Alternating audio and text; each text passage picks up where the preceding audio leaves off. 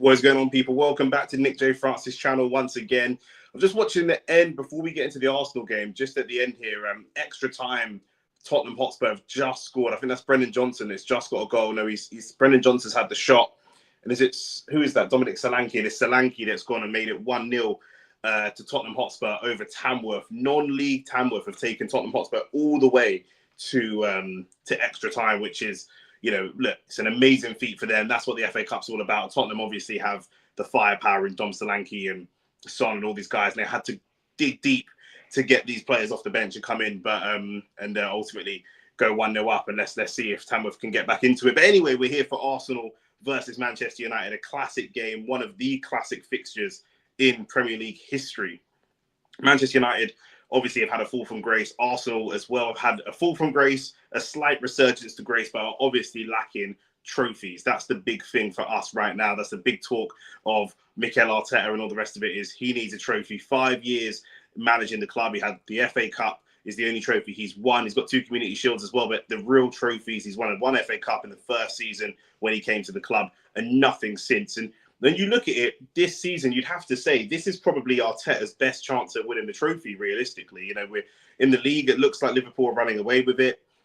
It's 9 points. We could claw it back, but you look at the injuries that we've got, especially to Saka, it's not likely. Champions League, no matter how well Arsenal are playing, not that we're playing well at the moment, but no matter how well we are playing, even if we are playing well, you never really back Arsenal to go and win the Champions League. It's a trophy. They just don't have that Champions League experience in the team. They have a little bit now with Jorginho and Havertz, but obviously they've never won the Champions League. That's what's held against them.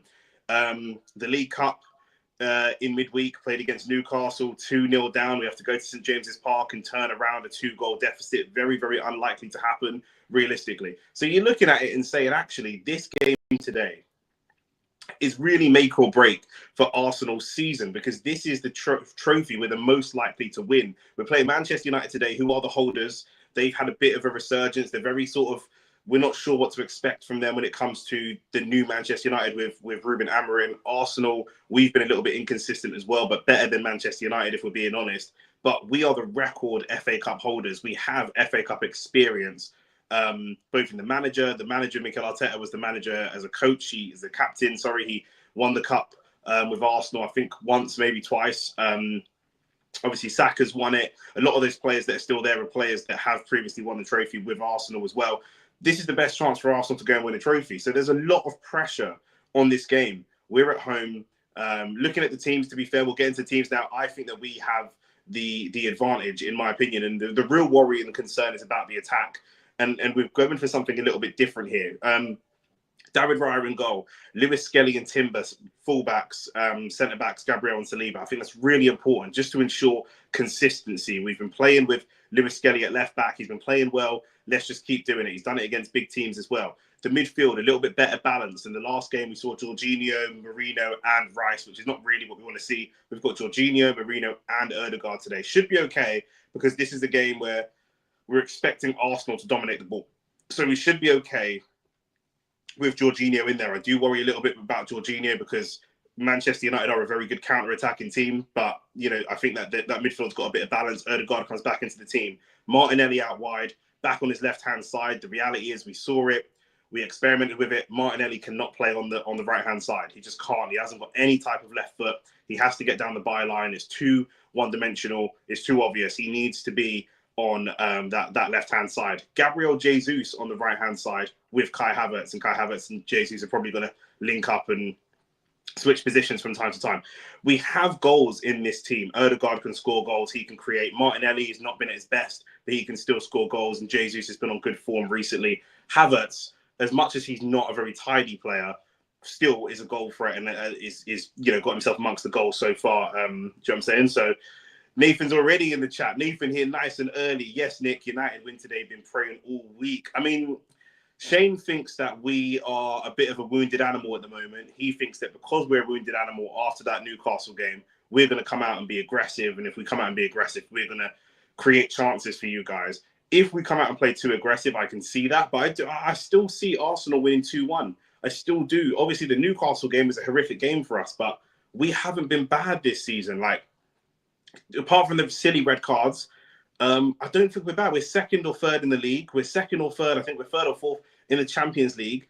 it's not terrible. It's not terrible. We're still in all 4 competitions. It looks like we're going to be out the Carabao Cup, to be fair, after that performance. And even in that Newcastle game, I'll be controversial. I don't think we played that badly. Some of the passages of play were quite good. Trossard dropping into the midfield and releasing the ball really quickly. Sometimes we don't create quick enough. We created quite quick in that midfield. I quite liked what I saw in that midfield. But ultimately, yeah, we just couldn't get the goals. And even Newcastle's team, Anthony Gordon said in his post-match interview, it was a bit of a smash and grab, to be honest with you. Do you know what I mean? Like, they didn't really comprehensively outplay us. I feel like a 2-0 was a little bit flattering for them. For United, Højlund up top, Bruno Fernandes and Garnacho behind. You've got De Ligt, Maguire, Martinez in the back 3, and Mazraoui, Dalot, wing backs, Kobe Mainoo and Agate. Look, the team's okay. That team on paper is not terrible. Like, they are very... They can win games. And the thing with Man United is they're probably better against big teams than they are against some of the smaller teams. They may cause us some problems, but I think we should have enough. I controversially think that Harry Maguire is your lot's best centre-back. I still think Harry Maguire is an overall player, both attacking and defensively, he's your best centre-back, in my opinion. I know he has howlers, but that's what it is. The more you get involved in a game, the more howlers you're going to have, right? You're going to have more of the goods and more of the bads as well. FA Cup is Arsenal's best chance of a title this year. Yeah, I just said that. Yeah, I said that as well. This is why it's such a big game for us, and it's probably United's best chance as well. I think this is both of our best chance. You look at the teams that are in the Europa League with Manchester United. Not really sure that United are going to be pulling up trees in the Europa League. They're not winning the league. Are you guys still in the Carabao Cup? I'm not even sure. I'm assuming you're still in the Carabao Cup. But I think this is the best chance for both of us to go and get a trophy this season. So it's going to be. It's going to be a hard-fought game. I'm still backing us. I'm still backing Arsenal at home. In my opinion, I think we should be winning this game 2-1. I think we could concede because we are a little bit of a wounded animal, but I still think we have enough in our attack to go on and win this game. In my opinion, Spurs, like I say, it's half-time in extra time for Tottenham Hotspur. They just are scraping a 1-0 over Tamworth, who are a non-league team. None of those players are even full-time professionals, and Spurs are just about scrapping a 1-0 shithouse victory over them at the moment. And Tamworth have given a good account of themselves. And this game as well, Arsenal versus Manchester United. Look, like I say, the Premier League, a lot of this generation's Premier League fans are built off the back of watching the rivalry that is Arsenal versus Manchester United. And a lot of those games are in the FA Cup. A lot of them are obviously in the league, but a lot of them are in the FA Cup as well. United are the holders. I think they're the second most. This team that's won it the second most times. Arsenal, the team that's won it the most times. This is going to be a crazy. It's going to be a crazy game.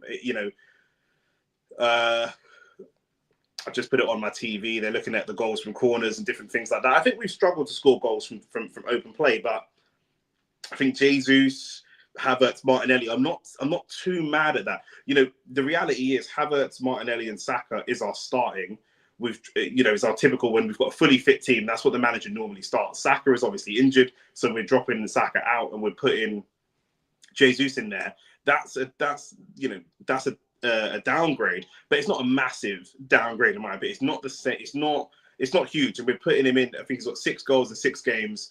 And I think they just put some stats up on the TV. He scored once in his first 20 games, and now he's on a run of 6 goals in 6 games. So he's on good form. Havertz tends to score some scrappy, ugly goals. And Martinelli's always dangerous. He's not controlled. We don't know what Martinelli we're going to get, but he can be dangerous. You know what I mean? So I'm interested to know from Man United fans and Nathan as well, like what your thoughts are on Marcus Rashford, because there's talk of Marcus Rashford obviously leaving Manchester United. That looks like that's definitely going to happen. Talk of him going to PSG. Looks like Kvaratskhelia is going to PSG now, so that's probably not going to be the destination for him. And some talk of Arsenal being interested in Marcus Rashford. Like, how do you guys feel about Marcus Rashford potentially? Shane said United winning this game. Brother, we're going to win this game 2-1. Do you know what I mean? I don't think there's going to be a lot of goals in this game. But how do you lot feel about Rashford going to Arsenal? Do you feel, as Man United fans, like he's dead? You don't care where he goes. It's irrelevant. Or do you feel like actually a player like Rashford, his attacking threat, going into an Arsenal team where we've bought a lot of defenders, invested a lot in defenders and goalkeepers, haven't really invested in our attack, and actually you go and look at it and say Martinelli, Saka, Jesus, Havertz with Rashford makes a very strong kind of attacking department, if you know what I'm saying. Like, does that really bolster? We'll still probably need somebody in the summer, maybe Isak, maybe Vlahovic, maybe Šeško. But, you know, with Rashford coming in, Premier League experience, Premier League proven, do you look at it as a Man United fan and think, actually, this could be a bit of a coup for Arsenal to go and revitalise? We know Arteta has this thing of taking players that are kind of struggling or even failing at their current clubs, bringing them in and trying to like revitalise their careers. So I'm interested to see what you guys think of that. Like Shane said in the comments as well, like, hit the like button, subscribe to the channel, and let me know what your predictions are and stuff like that. We're 4 minutes away from kickoff. I'm just going to check that Spurs score, because Spurs, like I say, only just went 1-0 up against Tamworth, who are non-league. Oh, no, they're 2-0 up. Okay, it's over. It's over. They had to, but I'll tell you what, Spurs had to bring on, off the bench, they've had to bring on all their big guns off the bench in order to get that win, because they were really, really struggling. They've taken Maddison, Moore, and Werner off, and they brought on Solanke and Bergvall, Son, Kulusevski. Yeah, they had to bring on all their big boys to get a win over a non-league team, which is a little bit peak for them.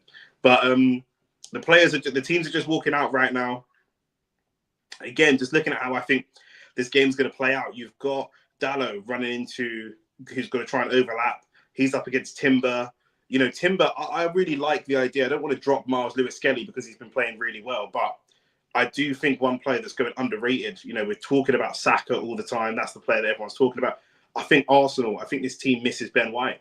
I really think this team misses Ben White. You know, Timber's great from an overlapping perspective. He plays kind of like an attacking right back, almost right wing back at times, overlapping and stuff like that.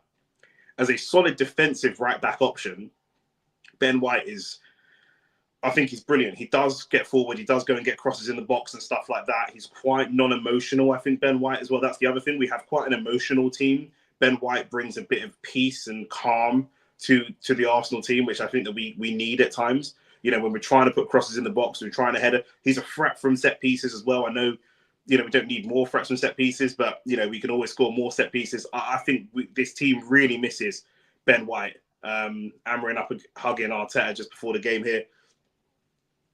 Yeah, I think Ben White needs to come back. We've still got Tomiyasu, who's very capable as well. Tomiyasu is not going to come back and be a starter, but that just gives a little bit of a rest to. He's so versatile, can play anywhere across that back four. Tomiyasu coming back will be able to give a rest to the other defenders in the team as well.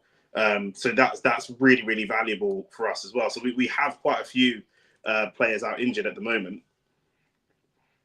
Let me see if there's a list of Arsenal players out injured. Obviously, Wanyeri as well.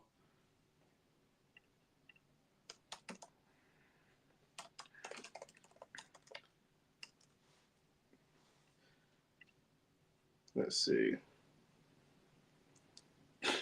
So yeah, Bukayo Saka, who's out. You know, he's probably going to be out for a few months. Ben White, who's meant to be back probably maybe next month. Wanyeri back next month potentially, and Tomiyasu back next month as well. And obviously, we did have a sickness in the camp in the last couple of weeks, which left out, which had Ødegaard and Havertz out as well. So, you know, difficult to deal with these injuries because we're so reliant. You know, you look at last season and the season before that, Saka and Ben White, that's our whole right-hand side that's out. You know, I know Timber has started to come back into that right-back role after he played left-back, but, you know, that is the whole right side that we're used to playing with completely out. Ødegaard was out as well, you know, for a couple of games through sickness. And he was out injured earlier on in the season as well. So it's difficult. But we have to get through these games. We do. We've got a difficult period coming up of fixtures. And we've just got fixtures endlessly, right? We've got this game now against Man United, who are always a threat. We've got Tottenham on Wednesday. We've got Aston Villa on Saturday. And then the following Wednesday, we've got Zagreb. Then we've got Wolves. You know, it doesn't let up. Then we've got Girona, who's not as strong. But then we have Newcastle. Then we have Man City and then Newcastle, 3 days apart. So, you know, through February, it's going to be really, really difficult for us to, you know, not drop points. But we just have to find a way. Every game is going to be about finding a way. And it may be set pieces. It may be, you know, last time we played, I think it was like, you know, 2-0 from set pieces. If it's 2-0 from set pieces, again, that's just what it is right now. Do you know what I mean? Because we've got some of our key players out, especially from an attacking perspective. Do you know what I mean? I don't know what Liverpool would look like if they didn't have Salah. Do you know what I mean? Looks like Man United is about to take centre. It's going to be really interesting to see this Maino and Agate as well. that sort of double pivot against Arsenal. And if we can break that down, they're both really good players. I do feel like we should be able to break that down, especially with Ødegaard in the team.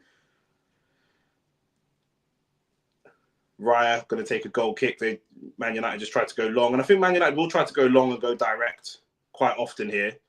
And I want Arsenal to just show a little bit of maturity in game management in this game. Raya goes long, flicked on by Martinelli. Is that Havertz chasing down the keeper? It's almost difficult to work out who's who because we're wearing that white No More Red campaign kit. And who's on the bench for Manchester United? Arsenal's bench: Kieran Tierney, Thomas Partey, Zinchenko, Trossard, Sterling, Declan Rice as well. So, Declan Rice, Trossard, we've got some good players on the bench. I think Rice I don't know if he's carrying an injury or if it's tactical, I'm not sure. Man United trying to press us really high, and they've managed to press us high and catch the ball up high. That's what it's going to be about. Can we deal with the press? Can we deal with, Miles Lewis-Skelly up against Maino? It's going to be a good battle. They're going to try and press us. Can we get through that press? Because I tell you what, Newcastle were pressing us really high and really aggressive. And I'm telling you, obviously they won 2-0, flattering scoreline for them. But once or twice, just one little touch, one little flick. You're looking at Ødegaard in there that's very capable of doing that. And suddenly we were in and we just couldn't find the finishes. Martinelli obviously is not the best finisher. We all saw that chance. He ran straight through and tried to put it on the right side of the goalkeeper when he had the whole left side of the goal open. That's probably a mistake. But we're able to do that. And you're looking at that defence. De Ligt, Maguire, they're not the quickest, and we can get in there. Martinelli with the ball, good feet from Martinelli, really good feet from Martinelli. Was that Martinelli? I think it was. It was, yeah. And Martinelli, for me, he's a player that is just he's very, very talented. He's a very talented player, a little bit scrappy, and he's just hit a wall where he hasn't continued his development. That's really the problem that I have with him. But, in games like this, he's dangerous, 100%. His pace in behind is dangerous. He was dangerous against Newcastle. He just couldn't find the finish. But on another day, he finds it.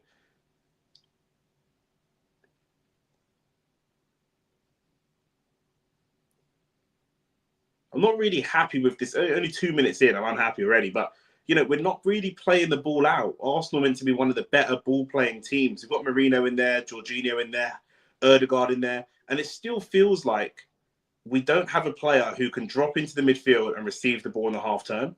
Gabriel's got the ball and he's just looking for someone to pass it to. Miles Lewis-Skelly nearly getting caught. Great turn. He loves to just wrap his foot around the ball, especially the outside of his foot, and get the turn away, sort of a reverse turn. Very, very good at that. And Ødegaard here dropping wide. Ødegaard seems to me like... Remember how Ozil at the beginning of his Arsenal career didn't like the physical side of the game? And Ødegaard does a lot of dropping wide, I think, so that he can avoid getting into physical contact. That's what he needs to do there. He picks up the ball in number 10 position, turns and releases it to the striker nice and quick. That's much better for me. It's a good ball in from Ødegaard again, left by Timber for Jesus, but Jesus just couldn't quite get it. Yeah, I think Ødegaard drifts wide sometimes just to avoid being in too much people traffic, and he needs to be more willing to get involved in the midfield a little bit, in my opinion.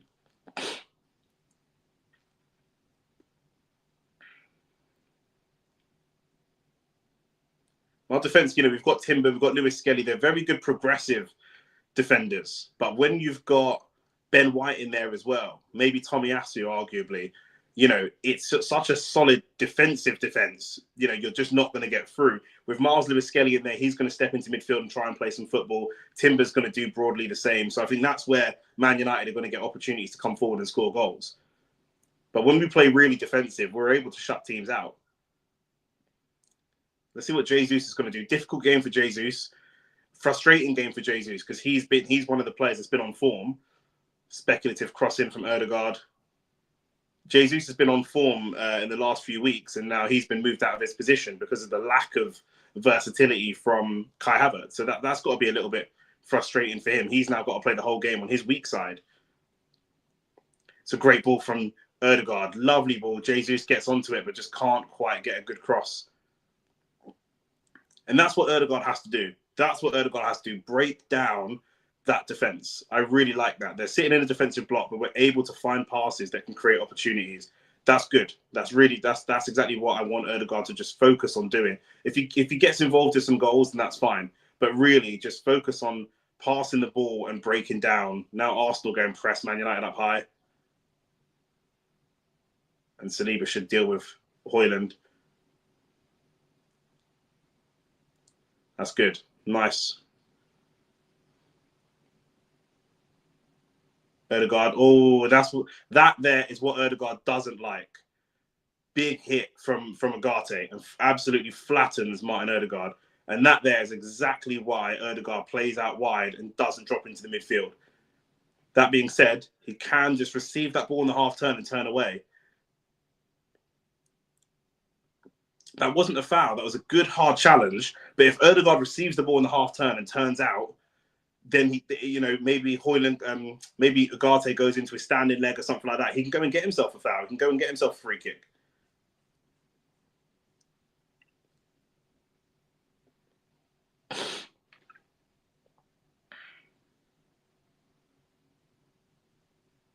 Very frustrating here for Arsenal fans. We've invested in Merino, who I don't think is terrible. I think Merino's got his qualities, but he hasn't really upgraded our midfield. You look at how we're playing. We're still playing around Man United's team. We don't feel that we can get through the midfield. We're going around either to one side, one wing or the other, and trying to go around them rather than trying to play through them. And granted, they play 4 with the wing backs. The midfield's very congested. David Raya with the ball.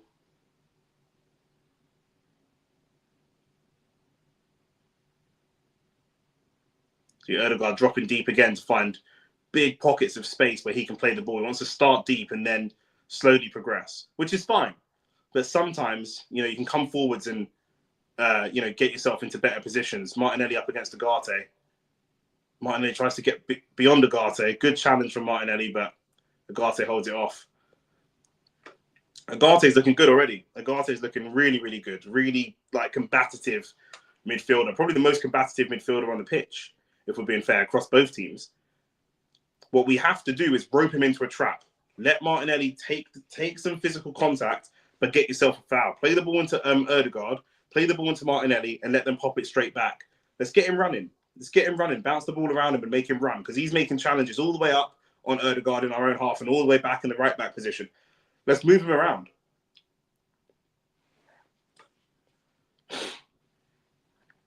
And Onana kicks that ball straight. It's not even Onana, is it? It's the backup goalkeeper. I think the Turkish guy just kicks that ball straight out. Is Onana injured? I think he is.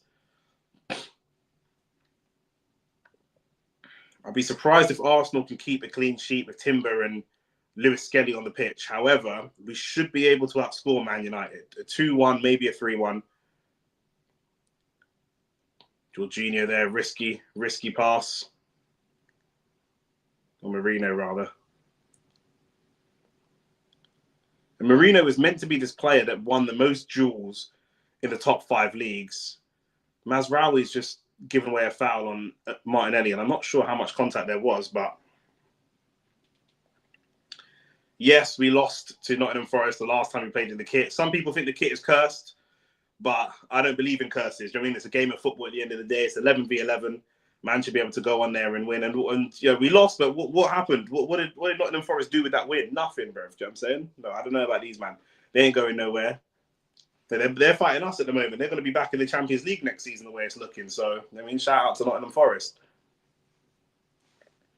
It looks like Odegaard's going to take this free kick. I think if Declan Rice was on it, it'd probably be him. Because Odegaard just got lots of finesse, but not a lot of power in his game. Not a very powerful player, Martin Odegaard.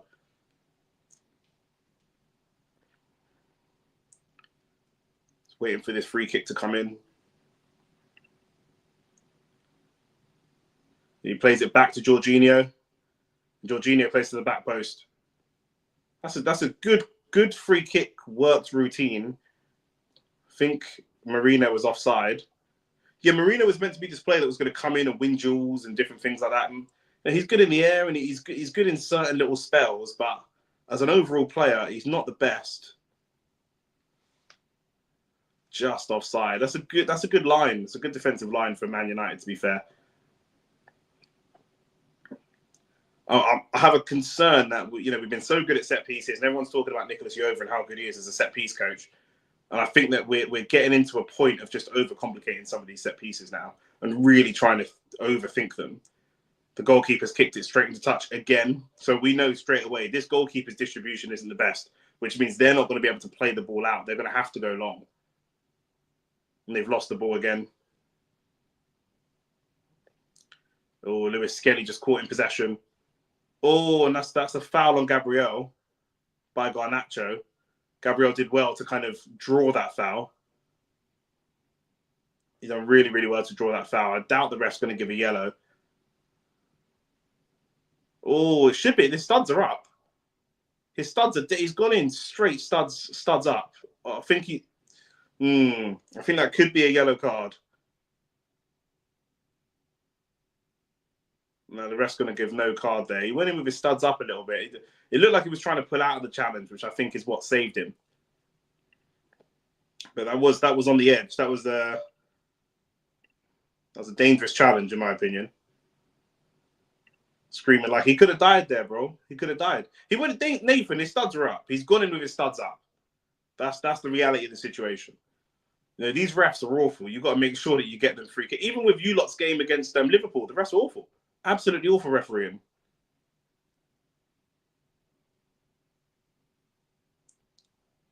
We go long, trying to get the ball over Mazraoui's head towards Martinelli. The keeper's come out. I'll tell you what, the keeper nearly gave away a call. This keeper seems really rash. This keeper's rash. He's going to come out. He's going to get almost a little bit too involved, which often happens when you have a backup keeper filling in for the starting keeper, right? They're really on audition to try and get a starting spot. So, do you know what I mean? The keeper's definitely suspect. Yeah, Nathan's saying the same. Keeper's suspect. We've got to put it on him. We've got to put it on this keeper.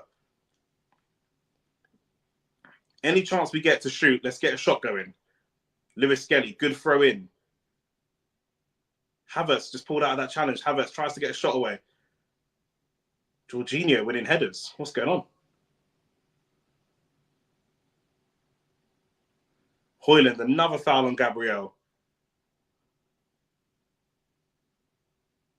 Højlund is actually shit, I'm not going to lie. Bromley FC, a team that I've actually played against. Really, really good club, Bromley. They're 1-0 up against Newcastle. I'll tell you what, I played against some of them, Bromley. That's a great goal. Bromley are a very, very good football club. I played against their youth team in a tournament once. These man, proper players, Bromley. Really, really good club. They're 1-0 up against Newcastle. That is actually crazy. And Tottenham winning 3-0 against Tamworth. Bum Tottenham, bruv. But yeah, we've got to put it on this keeper. We've got to put it on him. Especially if I think, looking at the way this keeper's played, if we go and get corners, we're going to score. We're going to end up scoring from a corner, 100%. Because the keeper's just looking suspect. Gabriel, I think, is one of the most underrated players in Arsenal. Saliba gets all the plaudits. He's the fancy centre-back, but Gabriel is so important. Even from a leadership perspective, everything. Really, really good player.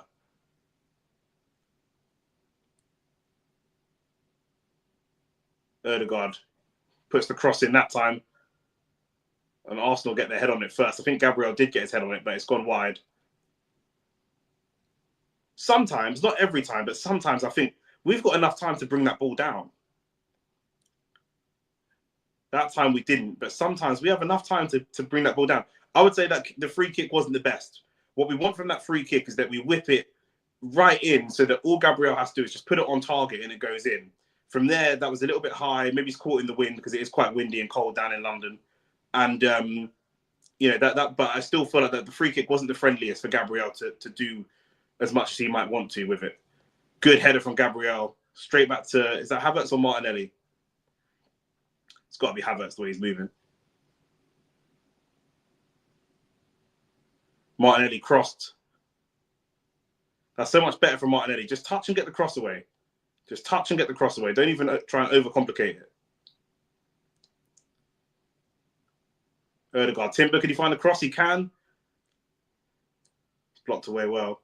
Arsenal just starting to create some opportunities. Is that going to go for a corner or a throw? It's going to go for a throw. Højlund is terrible. I went to dinner with the man them last night. We played a football tournament yesterday. I went to dinner with the man them afterwards, and there was a big debate amongst Man United fans of who's a better player, Højlund or Xerxes. And I think, there's big talk of great tackle. That's a great challenge from Jorginho. There's big talk of Xerxes going and not much talk of Højlund going. I don't really understand why. I think Xerxes is a lot more what's the word I'm looking for? Xerxes is a lot more versatile for different coaches and different styles. And Højlund, he can get the odd goal and he has the odd he can do the odd thing, but he's not really £70 million striker. He's certainly not that.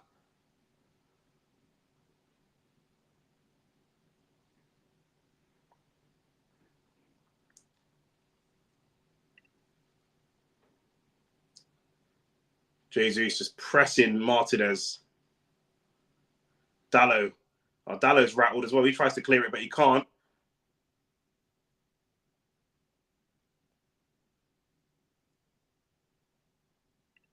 From Rashford to Sancho to Pogba.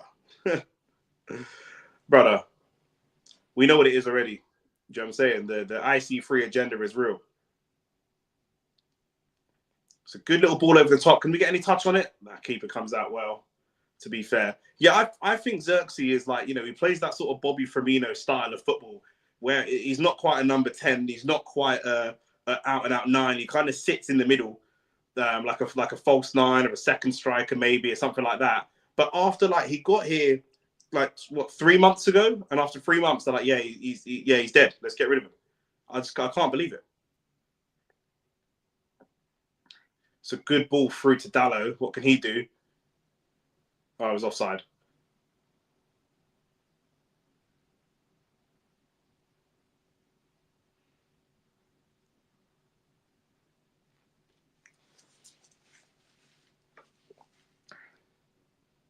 Yeah, Sancho was actually shit, though. I'm not going to lie. He was... I don't know, innit? He fell out with the manager and all the rest of it, but Rashford's put in a lot of years you'd think of good service. You'd expect there to be some sort of loyalty to him or to try and, play him through this difficult time. Pogba, you just have the wrong players at the wrong times. Pogba's talented, but Pogba's a bit like Aubameyang.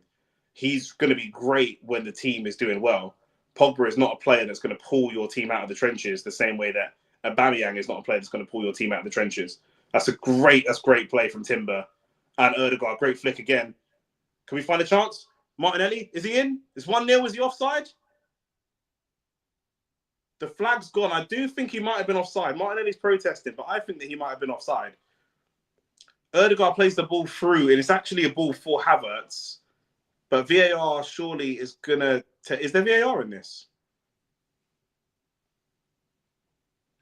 I think he might have just been offside because the ball wasn't really for him. It's great play, though. Timber just does really well to keep it in. Then a little 1-2 between... Yeah, he's mile offside. He's a mile offside. I thought he was offside. I did say he looked offside to me to the naked eye. It's a good finish, though. It's a good finish. But that's what we can do. And that's what I mean. When they press us high with Ødegaard up there, that's the kind of football Ødegaard can play.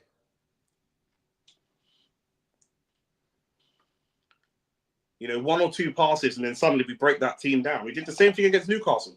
We just couldn't find that finish.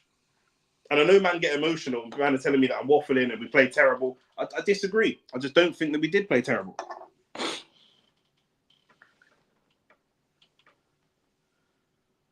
Offside again. I'm telling you, we played well. Martinelli is shameless. He celebrates a 3-mile offside goal. You know what it is, yeah? With the way that these refs are, you never know, blood. You know what I'm saying? You never know. Because I've seen some of the bookiest officiating. Yeah, that ball flicked. It came off Harry Maguire. Is there an argument that because the ball's come off Harry Maguire, it shouldn't be offside? Is there an argument there? The ball's actually played off Harry Maguire, not off of... It doesn't come directly from the pass from Ødegaard. So, you guys tell me.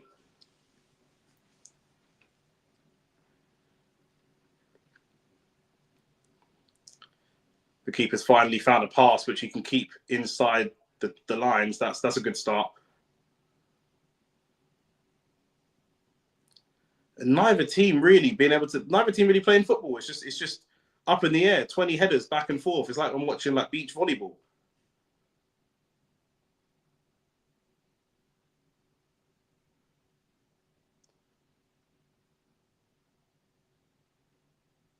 Well played from Gabriel.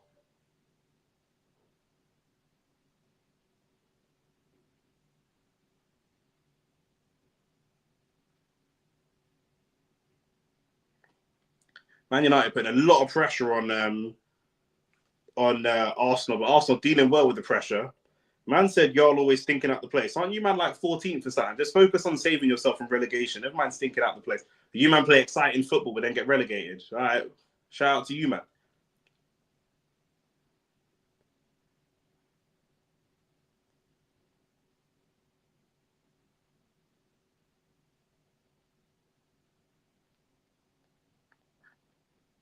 It's a great touch from Kai Havertz, by the way. It's a brilliant touch. It's long, about a 40, 50-yard ball from David Raya, and he just brings it down lovely with Martinez on his shoulder as well.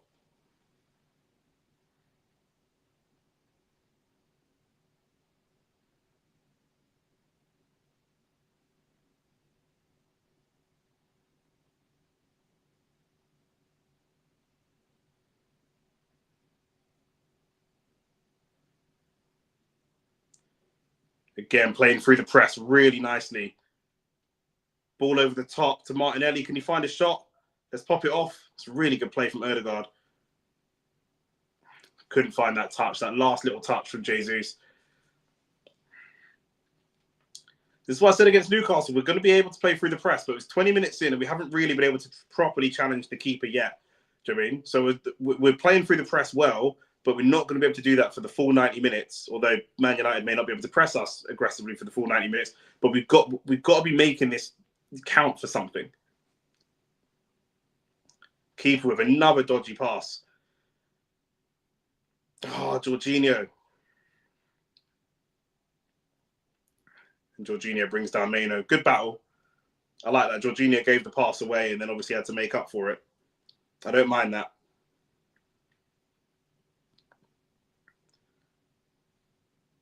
It's difficult because we're trying to play the game at speed. We're trying to play the game at pace. But the passes still have to be better.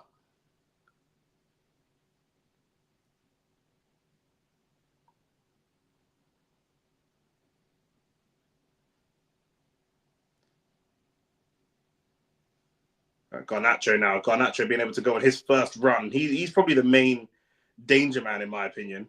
Garnacho and Bruno. Obviously, Bruno with the passing. But in terms of ball carrying, Garnacho, for me, he's the one you've got to keep an eye on.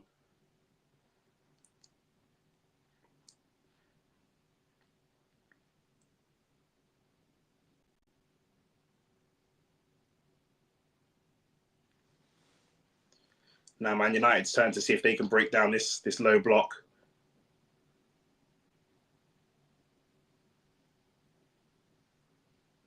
Great feet from Maino. Does he get a shot away? He does. So see what I mean? Like Maino's just created half a yard for himself and just got a shot away. And it's a very similar opportunity to the one he scored against Liverpool. That shot wasn't the best, and David Raya just gathered it like relatively simply, but we've got to be turning these opportunities into shots.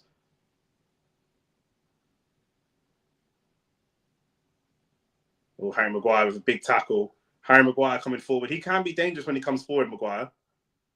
He's gone to Højlund. That's going to be no worry because Højlund is shit. I'm more nervous seeing Harry Maguire coming forwards than I am seeing Højlund come forwards. As soon as Harry Maguire gave the ball to Højlund, I was like, yeah, it's fine. No problem.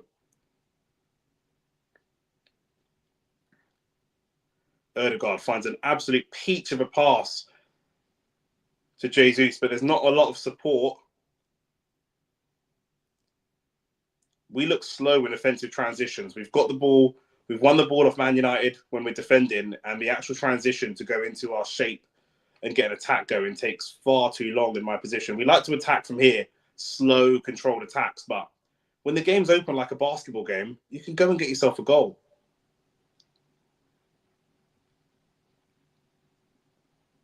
It's a good pass from Gabriel into Odegaard. Does he find a shot? Can he find a shot? We've got to find a shot somewhere. He found Havertz, Jorginho, Jesus. Opportunities for shots. Cross goes in back post. Goes wide for a corner. That's not bad, but Odegaard has got to find himself a shot.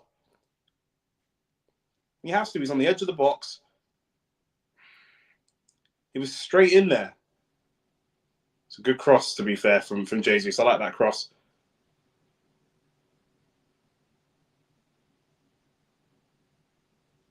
I don't know what Man United are calling for, but Arsenal's first corner. Probably not much is going to come from this because I think Martinelli's going to take it, who's not the best corner taker.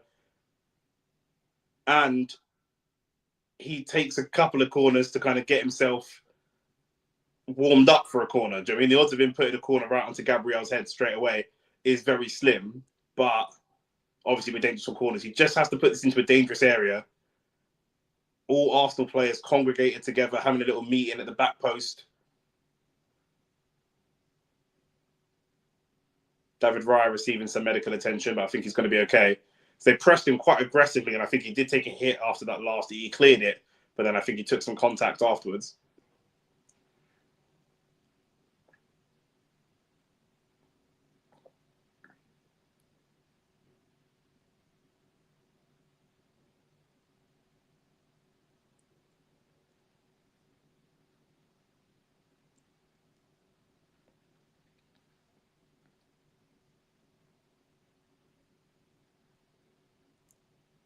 And now I think we're ready for the corner. This time we scored against Man United last time. We scored 2 goals against them from corners. And this is, you know, we've got to be making the most of these. I want a shot on target at least. Minimum requirements. We need shots on targets here. Højlund is hugging William Saliba. Absolutely hugging William Saliba. Ref's going to have a word.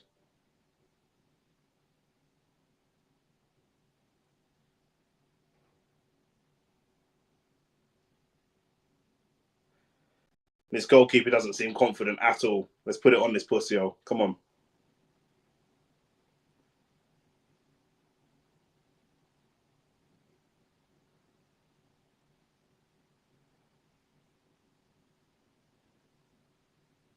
Corner comes in. It's not a bad corner, to be fair.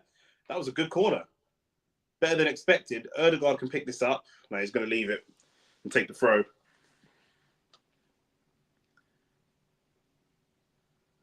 Oh, it's a poor pass from Jesus. There's arguments for a foul there. You got caught late by Martinez.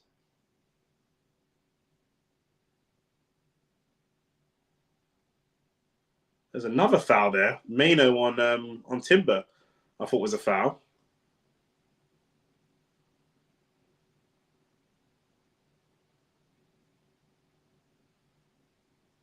Let's find the throw.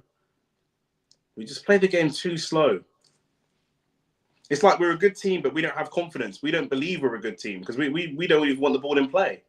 Come on, no yellow cards for anything silly. Jesus almost manages to get a turn away, but Dalot just hustles him. Saliba, the centre-backs are doing really well to come up and win these balls in the air.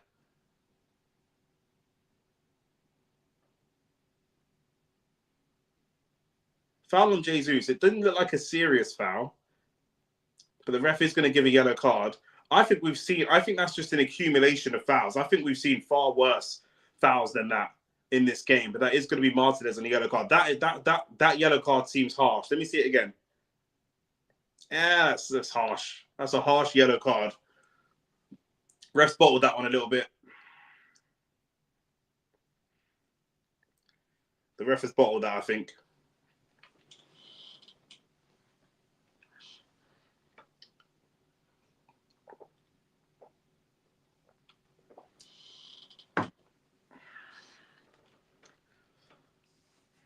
Martinez can't believe it.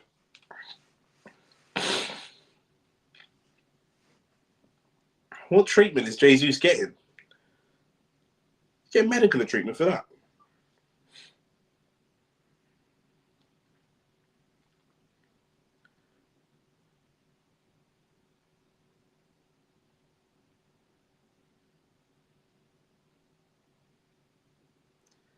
Yeah, we're just not finding enough shots. Do you know what I mean? We're able to play through their press. We've got that. We're able to, you know, get into the final third. But in typical Arsenal fashion, we're trying to create the perfect opportunity And we can't create the perfect opportunity. You know, we just need to get shots away, test their goalkeeper. He looks like he's a bit nervous. He's trying to make a name for himself. Let's put it on him.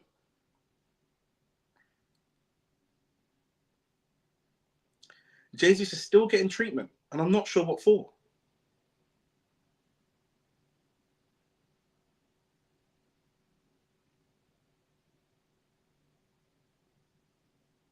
Newcastle now 1-1 with Bromley.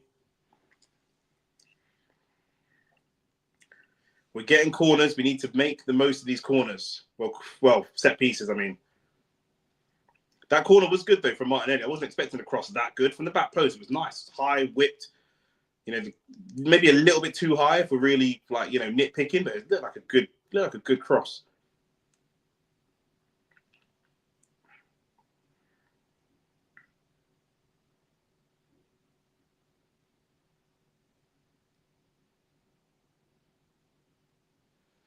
Odegaard with the cross. That looks like a good cross as well, to be fair.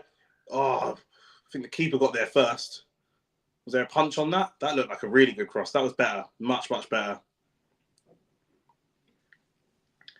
Let's see that again. Yeah, keeper came out strong. Keeper came out nice and strong. I'll tell you what, if the keeper misses that, we're in for a goal. If the keeper doesn't win that, that's a goal. But he's got to keep doing it. We just got to keep doing it. And not allowing them to have long spells of possession. We should be dominant. We dominated possession, but we shouldn't really be letting them, you know, the one time they dominated possession, they came and created an opportunity and got a shot away. A half opportunity, but even still.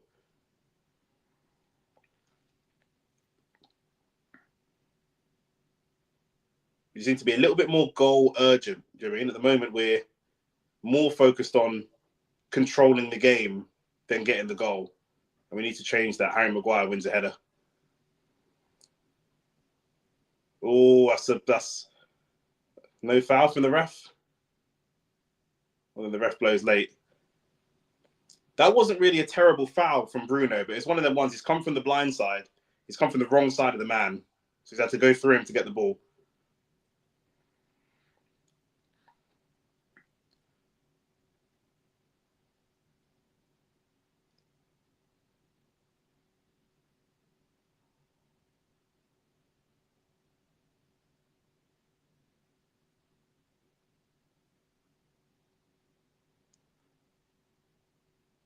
Arsenal just really tentative to try and play through Agate and Maino. There's chances, half chances there to get the ball forwards. They don't want to play through that space. They obviously feel that it's probably going to get intercepted. Can Gabriel just find a cross into the box? He chooses to go backwards.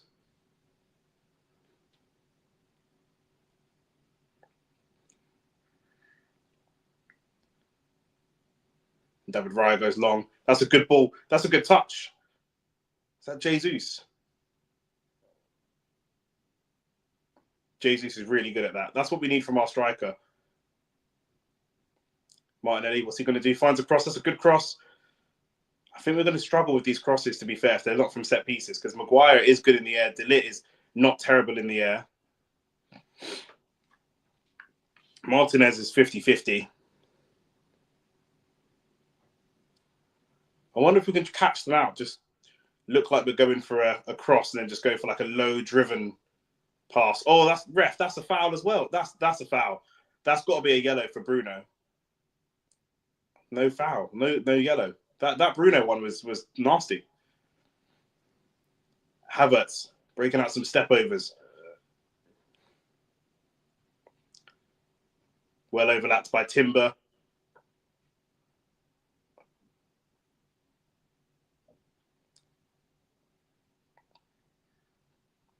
Thought Martinelli was just going to put that ball in the box. Gabriel puts the ball in the box. Harry Maguire again. Again, Man United's best centre-back, Harry Maguire.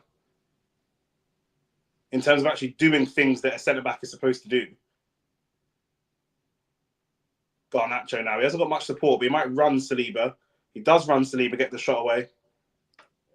But again, look, they're looking for shots. To be fair to Man United, they're not they're not playing as good as us, but they are just looking for goal every time they go forwards. It feels like we're not looking for goal. That's a good ball, really good ball. Martinelli. It's a poor shot from Martinelli, to be fair. Ødegaard is doing exactly what I wanted him to do, to be fair. He's doing really, really well in that midfield. He seems to play passes really well, Ødegaard, while he's in motion. You know, once he gets a run going, he seems to play really lovely passes while he's running. Probably better than when he's standing still and just looking for the pass. But again, Maguire went with Martinelli and managed to block the shot.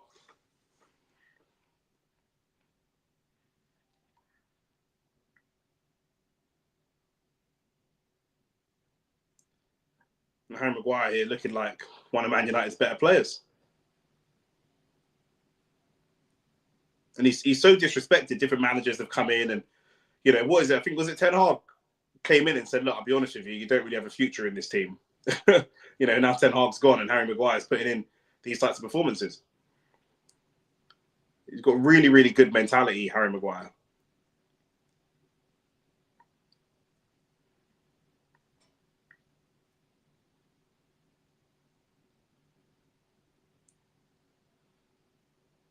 Arsenal now trying to press Man United.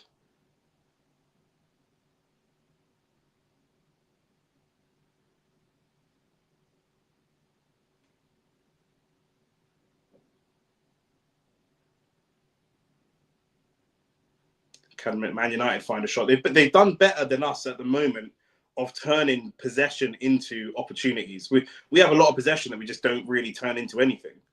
Man United, if they get a bit of possession, they'll turn it into a shooting opportunity. Oh, that was a foul, but the ref hasn't given it. Mazraoui's coming forwards. Is he going to look for a shot? Bruno, edge of the box. There's a good shout for a foul there, but Bruno's absolutely furious. Arsenal have got away with that one.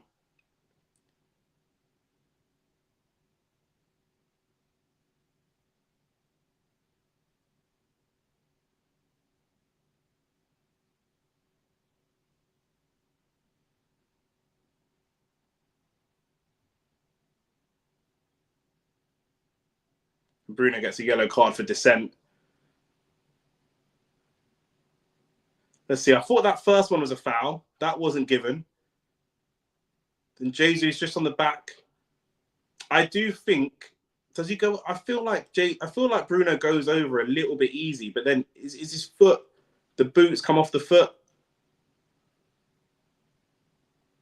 I do still think that Bruno goes over a little bit easy, but I think given a yellow card for Bruno throwing his boot, I think is over the top. He's been challenged just as he's about to have a shot, and he's unhappy about it. Like, you know,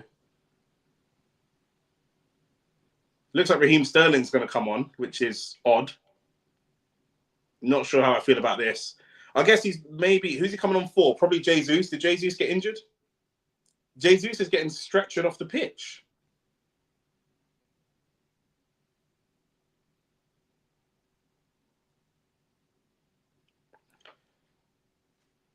That's not what we want to see. It's another attacker for Arsenal who's injured.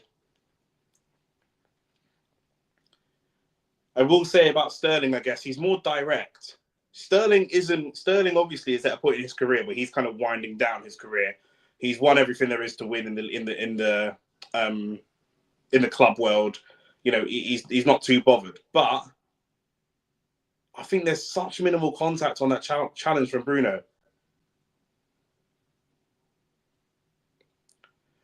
Yes, Sterling's winding down his career. He doesn't seem that interested. He's not that intense of a player that he used to be. That being said, he's the kind of style and profile of a player that you want or that we need as a winger. You know, he's very, very direct. Jesus likes to pass the ball and control the ball. Ødegaard the same. Havertz the same. Martinelli kind of the same. Martinelli used to be direct. I think he's lost that directness.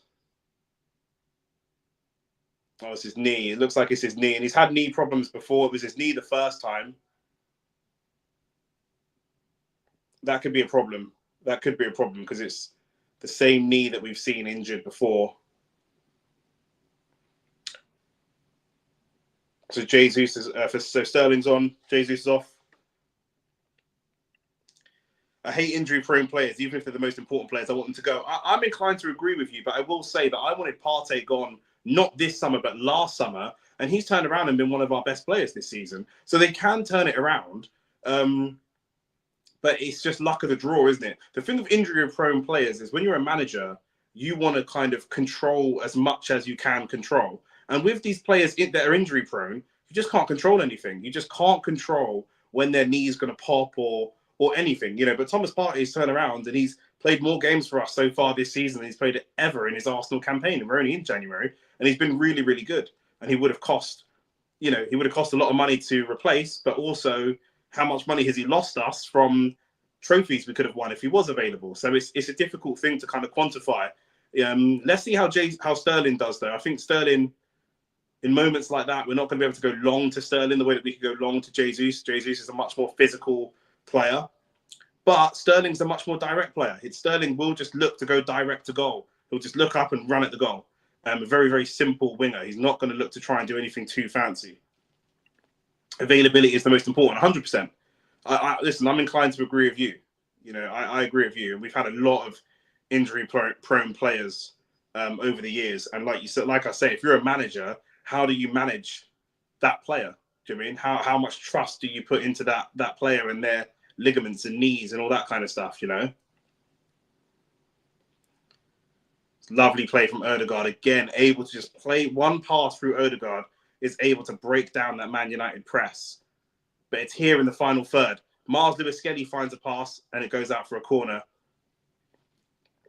And Miles Lewis-Skelly up in the attacking part of the game is so good.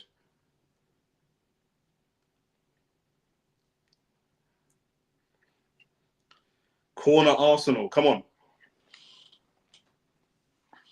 Nearly half time. Nicholas Yoba trying to control the corner.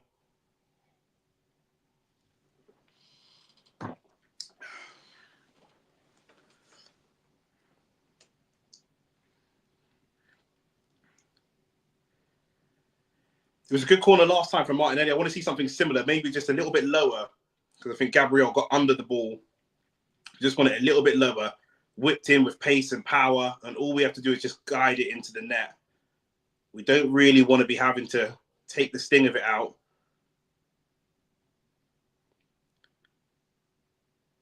And the ref again is coming and getting involved and just making sure everything's all clean.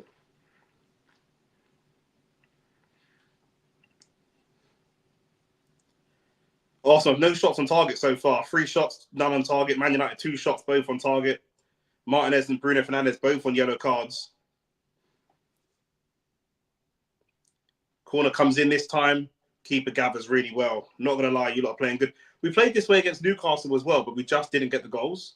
That's all it is. We you know, like I say, Odegaard being in there. Last against Newcastle, it was Trossard in there and just able to break the press. Just one half turn, one drop of the shoulder, one pass, and we're able to break that press down. But we weren't able to get the goals. And, you know, we have to be able to go and get goals. Otherwise, it's all going to mean nothing. And this is exactly what happens. Look, one ball straight forwards and then Højlund could be in. Garnacho's with him. Højlund's going to look for a shot. 100% he's going to look for a shot. Meno, he goes for a shot. It's blocked away.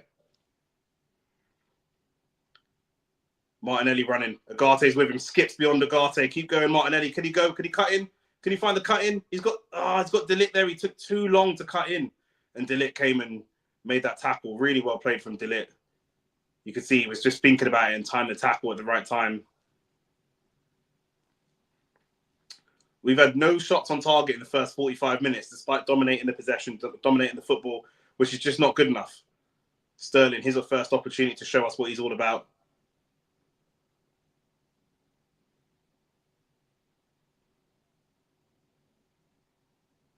Havertz has come straight out of the number 9 position and come wide. We've got all of our players wide.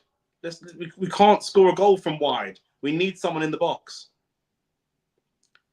And then Timber's given away a foul against Kobe Mano. We need someone in the box. Someone just to occupy space, just to, you know, take a couple of defenders away. It's too easy to defend. We've got a line of players. Sterling's right all the way up. Havertz is just behind him, and Ødegaard is lining behind. It's like school kids lining up for school dinner on the right wing, and nobody's in the box. It's too easy to defend that. 5 minutes of added time. No creativity from who? You or us? I think we've got loads of creativity. We just don't have someone on the end of the creativeness. We can create opportunities. Ødegaard's created 3 or 4 opportunities. We just can't score the goals.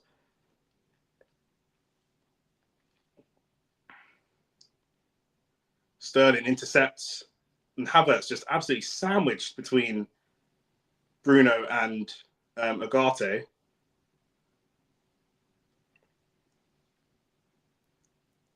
We go for a little flick over the top to Martinelli.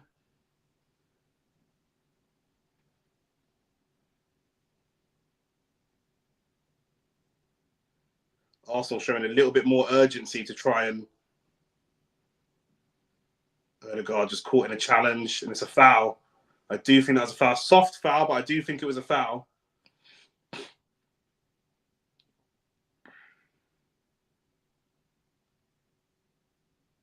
Arsenal players asked about a second yellow. I don't think that's enough for a second yellow. Yeah, it's a foul. It's go straight through the back of him on the standing leg. There's no ball in that tackle at all.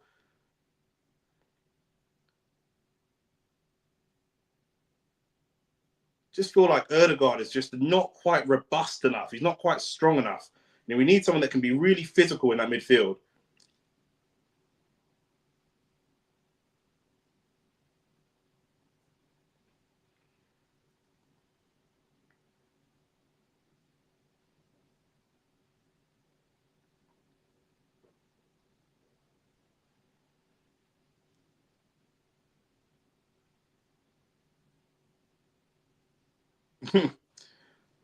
Keeper's fuming. He's asked for 3 in the wall. They've already put 2. Now there's 3. This would be a brilliant time to score a goal. I don't want to see anything fancy. You know, either go for goal or put in a simple cross for a header. You know, I don't want to see any back heels. I don't want to see any rolling it short. I don't want to see anything too fancy or too complicated that we haven't worked on enough in an in-game situation. Let's just do a normal standard cross into the box for a goal or try and go direct. Ødegaard's obviously going to be the taker. Sterling does have a good record of scoring free kicks as well, but I doubt Ødegaard is going to give him the option. And we haven't really tested the goalkeeper. If we don't test the goalkeeper from this, I'm going to be pissed. Ødegaard looks like he's going direct. It's over. I don't mind that. Try to test the goalkeeper. I'm not too mad at that. Wasn't the best free kick, but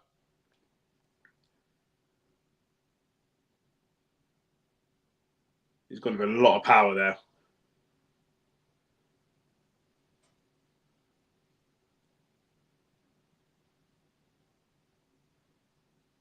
Kobe Mainoo does really well to turn away from 2 or 3 players.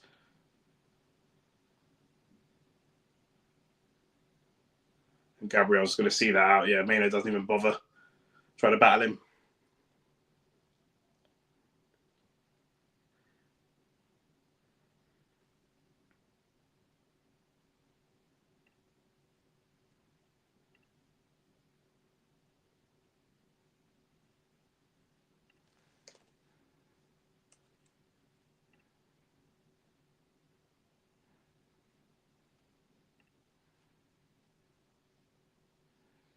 Shane said 3-2 to Man United. I said 2-1 to Arsenal.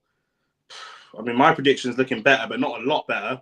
Harry Maguire comes straight up to win a header again. Miles Lewis-Skelly trying to hold off Garnacho. And the ref's giving Arsenal the free kick. Ødegaard is down, waving for some treatment. We've got to get him to the half. We've got 50 seconds left of the half. Surely we get him to half-time. Surely we just get him to half-time. When we look at the bench, if Ødegaard goes off, who have we got? We've got Thomas Partey on. Thomas Partey can come and do that job. Leandro Trossard would probably be the obvious one.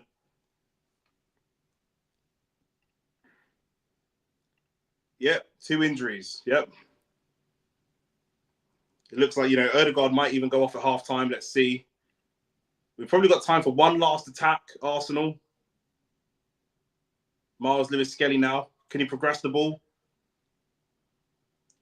Just not really progressing the ball, lads. There's 10 seconds left. Progress the ball.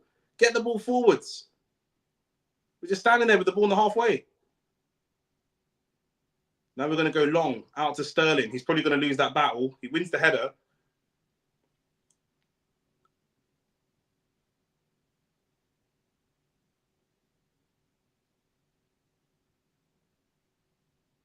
I don't like our game management at all. We've played well in terms of breaking down Man United's press, but we're not converting anything to chances. Nothing at all. It's too slow and not urgent enough.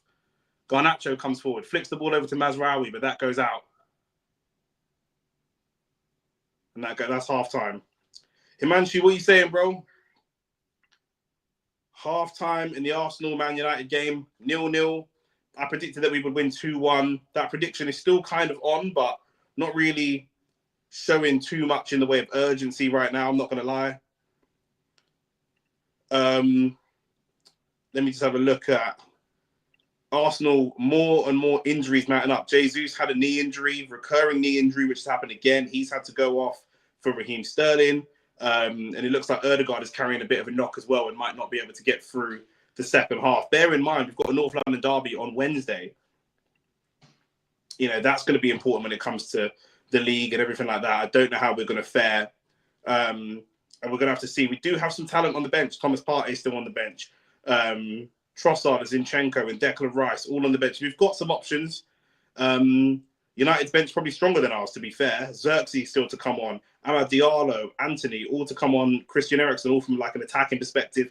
Malacia and Yoro, Casemiro, all from a defensive perspective. Even Toby Collier. You know, you guys have a much better bench than us for this game, to be fair. So the advantage, you'd have to say, is probably with you guys at the moment. If you look at the stats of the game, which is where I'm really not happy, we've had 60% of the possession, 4 shots, and no shots on target. That is the killer. That's where we say every week in, week out, does this Arsenal team need a striker? Do we need a proper, dedicated striker? We're playing with Jesus out wide, who's not really an out-and-out striker. We're playing with Havertz up top, link-up play. He's dropping deep to win the ball. He's coming out wide. Again, not really a dedicated striker. How are we going to win the game without scoring goals if we don't have a dedicated striker? You know, even Amad Diallo's in the chat. He's a Man United fan. And he said, you know what? You guys are doing well.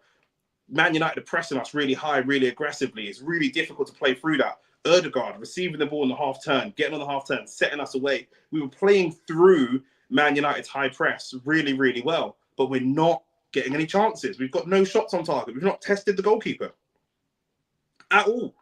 At all. We haven't made the goalkeeper make a save once in this game. It was exactly the same against Newcastle. I said we played well. People thought I was being delusional when I said we played well. I thought that we played well against Newcastle.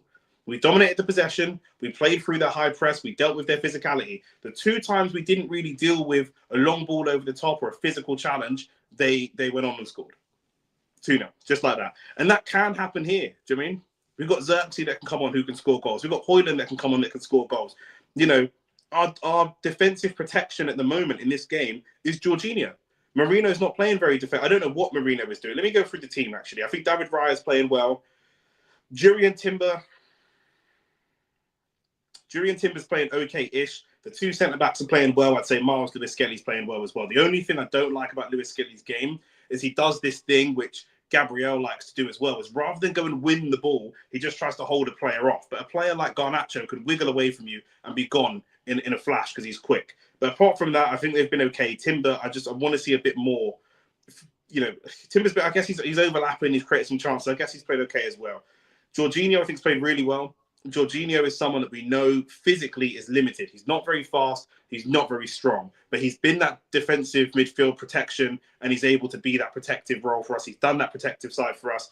You know, I can't really fault him too much. Ødegaard is in there. He was quiet to start with, and then he started going through the gears. And unfortunately, it looks like he's maybe picked up an injury, but he started to go through the gears as well in that game. Mikel Merino, I couldn't tell you what the fuck this guy did.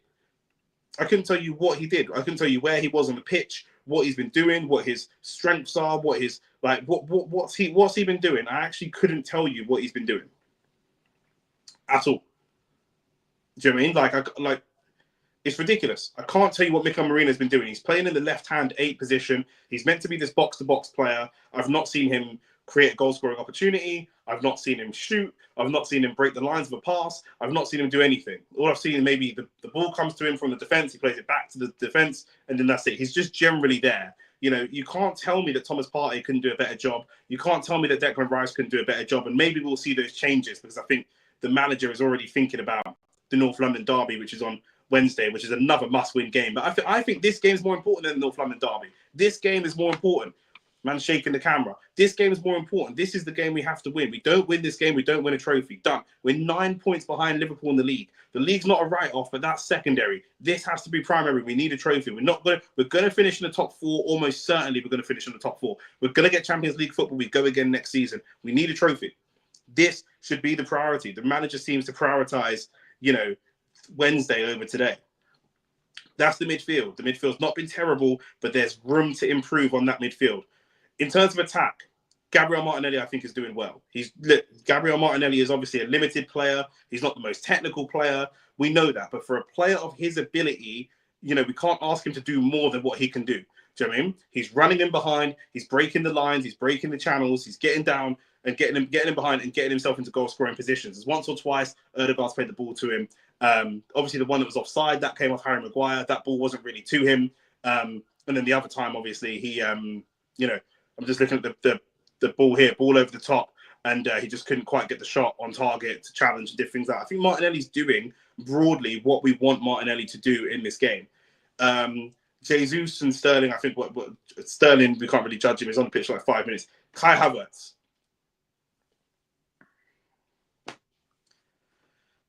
I don't know. I really, you know, Kai Havertz, you know, the problem with Kai Havertz is he's playing multiple positions. So how do I judge a player that's not playing one position? Do you mean? I don't know what the manager's instructions are to Kai Havertz. I don't even know how to judge him, because what's the manager asking you to do? I judge players by what your role is and then how well did you do that role. And I can't judge him because I don't even know what his role is. Is his responsibility to go and get goals? Doesn't seem like it. We're not putting many crosses into the box. Is his responsibility to do link-up play? Doesn't seem like it. Nobody's running off of him and running him behind. So I don't really know quite what it is that we're asking Havertz to do. The one thing I would say is he's chasing everything down. You know, he's showing a bit of technique and a little bit more kind of finesse in his play, but I want to see more, or I want to see us finding him more and bringing more into the game. If he's not played more than a 6 out of 10, I don't think it's completely his fault. I think it's the fault of him not being brought into the game. He then changes position to be brought into the game, and then there's an opportunity to play the ball to where he was rather than where he is, and then we end up in a shit situation. From Man United's perspective, De Ligt, haven't seen too much of him. I think Agate's been good, really, really physical, and Kobbie Mainoo has been good in terms of that transition. Kobbie Mainoo is not kind of an out-and-out DM. He's not big enough and strong enough to be an out-and-out DM, but he's a good transition player. If Agate or Maguire can win the ball, Mainoo can get you going. I think Bruno has been okay-ish. Dalot, I think, has been very, very good. And Harry Maguire. I think Dalot and Maguire have been really, really good.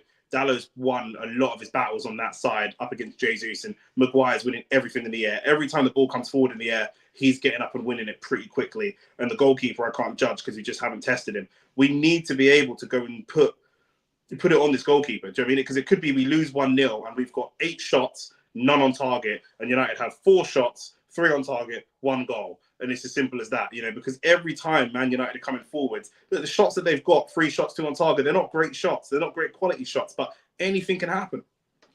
Anything can happen. We're not even challenging at the moment. We're winning the ball, we're dominating the ball, but we're not even challenging from a goal scoring perspective. We don't look like scoring a goal. It looks like we could play for an hour and not score a goal. See what I'm saying? So, you know, it's ridiculous.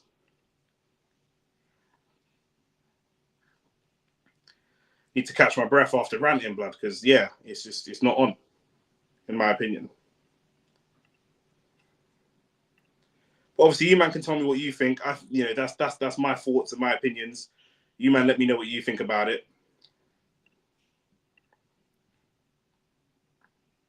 Big up to Himanshu and Ahmad and my dad as well, and everybody that's coming through into the stream. Let me check the other scores as well, because I know obviously Spurs went and won. Spurs won 3-0 in the end. Bromley still 1-1. Bromley versus Newcastle. Crystal Palace have beaten Stockport.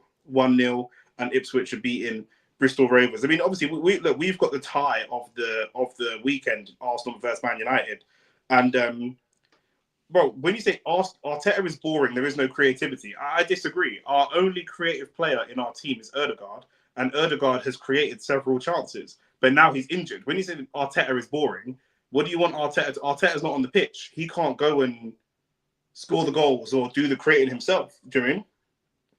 I don't think that I think that our creative side is actually, this game, I think our creative side is okay. Our shooting isn't okay. Do you know what I mean? That's the problem that we have. There was a chance where they played the ball up to Ødegaard. He received it on the half turn. He was on the edge of the box and he played it like sideways. Have a shot.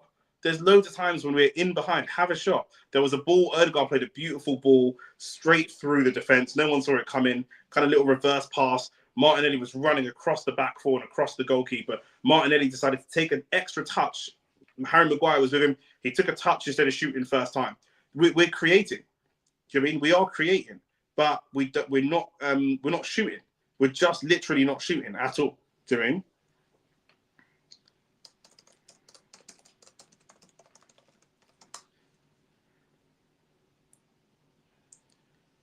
I'm looking at the XG of the game. Arsenal have a 0.23 XG, but Man United have a 0.07 XG. But we're just not shooting. The reason that we don't see that, I don't see any creativity, any creative thing, even Ødegaard playing. Yeah, well, I can't help you if you can't see it. Do you know what I mean? I can buy you glasses if that's what you need, but our Ødegaard has definitely created at least 3 scoring opportunities in that half. At least. 100%. And if Ødegaard is boring, then what's Amarin? Because what have you lot haven't created? Do you mean? However boring, just having ball possession for purpose. I know what you mean, but I do think that Ødegaard's been good. Ødegaard has created. Do you mean? Who's the creative player in your team? What do you mean where? The goal that went in was created by Ødegaard. It was offside, but that was created by Ødegaard. And there was another one where Martinelli came across, but Harry Maguire blocked the shot. Do you know what I'm saying? So that's at least 2 chances that Martin Ødegaard has created. It was ruled off as offside because it was offside, but he's created those opportunities. Like that's 2 opportunities he's created. I gave up when he started that dead front three. What front three would you want? Who would you want to be your front three? Your front three is currently, who is it? Højlund, Garnacho, Bruno Fernandes. Who would you want? Amad Diallo? Okay, cool. You can put Amad Diallo in there.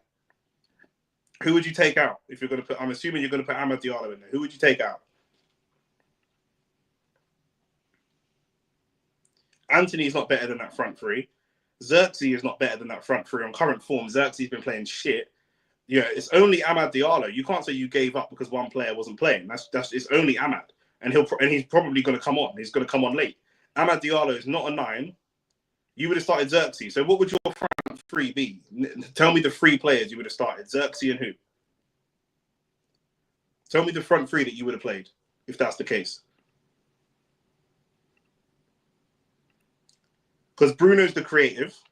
You know what I mean? Like, I know, Xerxes and that can score goals, but Bruno's the creative one, and he's the captain.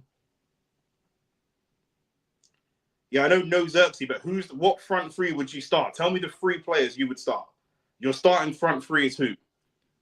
Just type the 3 names of the players in the chat. Because Xerxes, Maino, and Amad. But you just said Amad's injured. And how are you going to start Maino in the front 3? Maino's a midfielder. He don't play in the front 3. Maino can't play that high up the pitch. Eriksen in midfield. Eriksen's he'll have a heart attack. He can't play in midfield. He can't start games. Eriksen can't start games. He can't play 90 minutes of football. He'll have a heart attack. And who would you drop from that midfield? You would play Eriksen over who? I think that Maino and Ugarte has been the best part of your team. If you put Eriksen in there, we probably score more goals. You can't put Eriksen in there over Maino and Ugarte. There's no way. Ugarte is physical and winning battles against our players.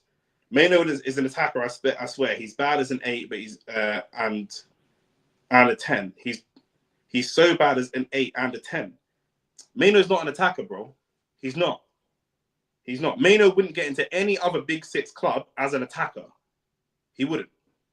No one at Arsenal, Tottenham, Liverpool, Man City, like nobody else would take him. Chelsea, nobody else would take him as an attacker. The only place he could play for any of those clubs would be in the 8. He could play in the midfield. He's not an out-and-out attacker. There's no way. Players are coming out for the second half now, by the way. And I just need to see more shots from Arsenal. I do feel like if we have more shots, we can score. Sounds really obvious to say, obviously. We haven't had any fucking shots, but we need shots on target. We need to test the goalkeeper, even if it's not perfect. Agate and Casemiro or Agate and Ericsson. Nah. There's no way. Agate and Casemiro, maybe. Agate and Ericsson, definitely not. Agate and Ericsson would get cooked. They would definitely get cooked. Ericsson can't play. Ericsson, literally, he cannot play 90 minutes at the Emirates. And no substitution for Ødegaard, by the way. Ødegaard does come straight back out to play, which is good. Nick, attacker means he should be one of the 10s. I understand that, bro, but that would be dead. That would be dead. Bruno's not going to get dropped, is he? Bruno's not going to get dropped. He's your captain and he's your most creative player. So that only leaves one slot left. So what would you do? Drop Garnacho? You would take Garnacho out and put Maino in that position. There's no way. There's no way. Believe me, this team. Don't tell me. Tell Amarin. I'm not your manager. Tell Amarin, blood. Amarin don't believe you. Amarin, I don't think so. You can't drop Mantel. Drop Bruno. You're not. They're not. The thing is, what you're saying is not realistic. When you said you gave up on this game when you saw the attacking free, but you would know as a Man United fan that Bruno's going to start. He's your captain. He's always going to start. So there's no like. Do you know what I mean? We just kicked off for the second half. I don't know what you saw in that front three that you were surprised by, because Bruno was always going to start. That's why I'm watching this manager on a side eye, blood. But you're going to be side eyeing for 3.5 years because he's not going nowhere. So, do you know what I'm saying? That's just what it is. You can't drop him, bro. He's too creative, man. He's too important. Leadership, creativity, experience. You can't drop him. You can't. You can put youth around him, but you can't drop him. Throw comes in. Sterling does well. Havertz does okay. We can't find that shot. Højlund trying to chase down Gabriel. Miles Lewis Skelly up against Garnacho. Good battle. Good tackle from Lewis Skelly. That is a good tackle from Miles Lewis Skelly. Still 0-0. And no shots on target for Arsenal. All the possession, all the passes, but no shots on target. And the keeper looks nervous. Like, I mean, when you play football and you see a keeper don't really look on it, you should put it on him. No, of course I don't swap Bruno for Ødegaard, bro. Don't be silly, bro.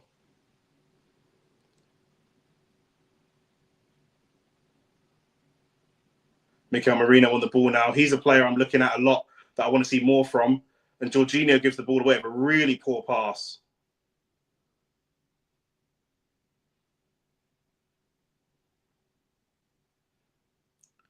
Jorginho's got to come off at some point, because I'll tell you what, physically, he offers nothing.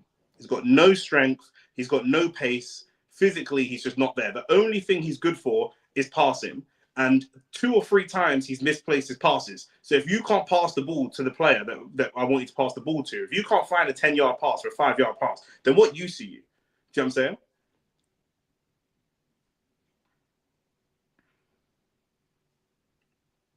I don't rate Ødegaard, so imagine what I feel about Bruno. Bro, a lot of Man United fans rate Bruno higher than Ødegaard, though. A lot of Man United fans feel that way. It looks like Mazraoui has swapped to left wing back, because is Mazraoui swapped? It looks like Mazraoui swapped. I think he has. Mazraoui's now gone to left wing back, and Dallow's gone to right wing back. That was the opposite the first half. Good play from Merino.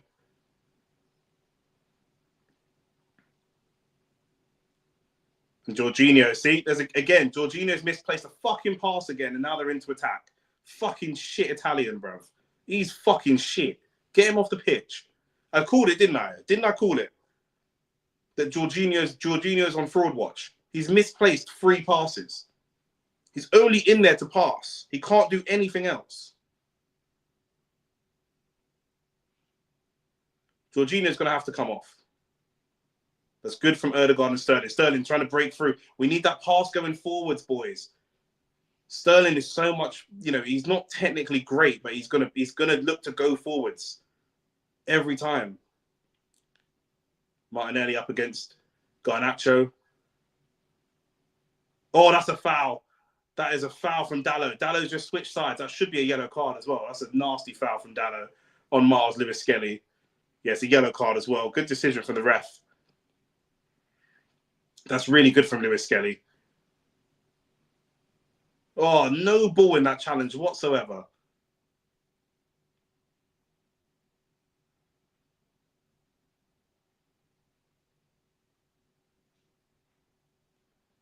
Now let's get ourselves a shot on target here, lads. Let's get ourselves a shot on target. And then let's get Jorginho off this pitch. I don't know how Jorginho is still at Arsenal Football Club. I really don't. Modern football is a lot about athleticism, and he's got no athleticism.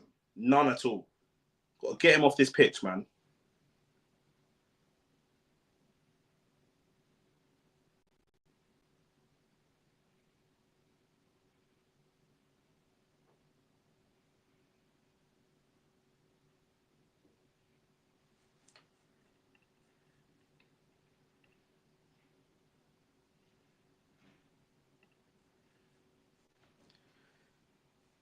Martinelli's there. I've got a feeling he's going to try something like dropping it to the edge of the box or something. This is a good opportunity. Just a little flip ball in. It's a good ball in. Maguire gets there first. And who's that? Agate gets there ahead of Sterling. And Agate just shoves Sterling to the floor in the back.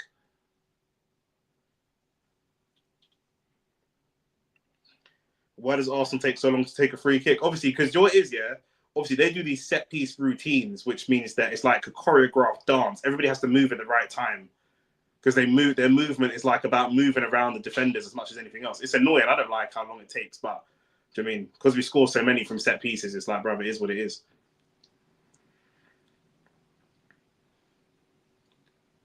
Agate lucky not to get a yellow card. I guess is he on a yellow card? No, he's not. He's not on a yellow card.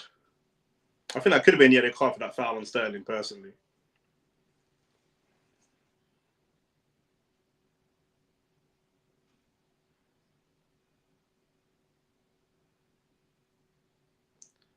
Harry Maguire looking to switch the play. Oh, Garnacho. Lewis-Skelly is slipped and Garnacho could be in. He's going to look for a shot. Looks to square it. Bruno. It's 1-0. Bruno Fernandes, 1-0. That's the player you said you wouldn't have started, you know? You said you wouldn't have started Bruno Fernandes. Is that still the case? Is that still the case? I told you.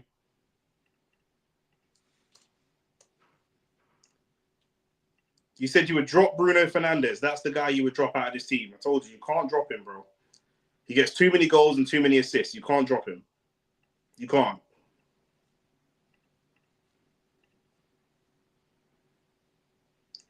Man said, I will score that. It don't matter. He scored it, though. You didn't score it, did you? See what I'm saying? You said you would drop him. You said if it was up to you, you would drop him. That's what you said. 1-0 Man United. And like I said, again, it's a little bit lucky. Obviously, Miles Lewis-Skelly slipped over. It's good play from Garnacho as well. Good awareness. That is good play from Garnacho. And again, to be fair, that's come from Harry Maguire.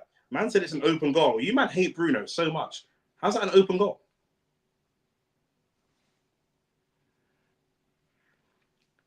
It's not the best from David Raya, but there you go. 1-0 down. I said it. We could see the way it was going. We've had 4 shots on. We've both had 4 shots. You've had 3 on target. We've had none on target. See what I'm saying? You can't say he's a dead manager, bro. He's come second 3 times in the Premier League. You can't be a dead manager and come second 3 times in the Premier League. You can say he's not the level because he's not winning trophies. That's fair. You can't say he's dead. Who's a good manager then? Most managers can't do anything in the league. Can we get a shot away? Another shot from Arsenal that isn't on target. Gabriel coming forwards. Martinelli. Crossed in, back post. Can we find a shot? Oh, Sterling, that is dog shit.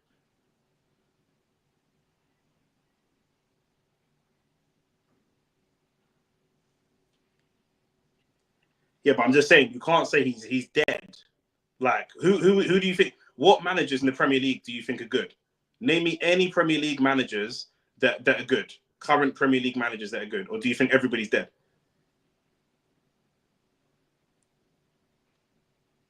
That's better football from Arsenal. We need a shot though. It's a good cross from Martinelli. Can we get the shot away? Shot.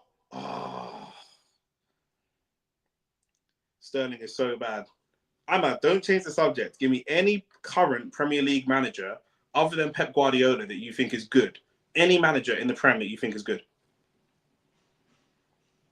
Other than Pep Guardiola and Ruben Amorim, who do you think is good?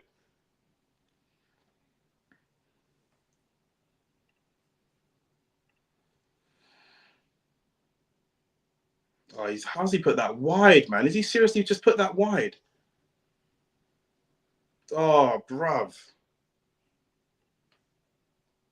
It's much better, but how's he put that wide, bruv? Kai Havertz has missed the target from 2 yards out, from inside the 6-yard box.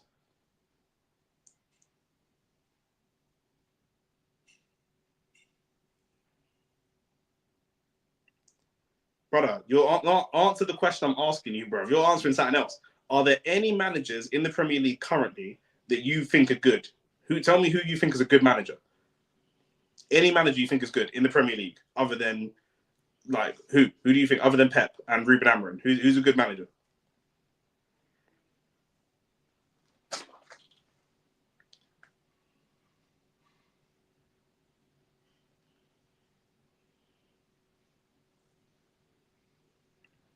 Man told me, bro, you said it was going to be 3-2. We're still going to win this 2-1.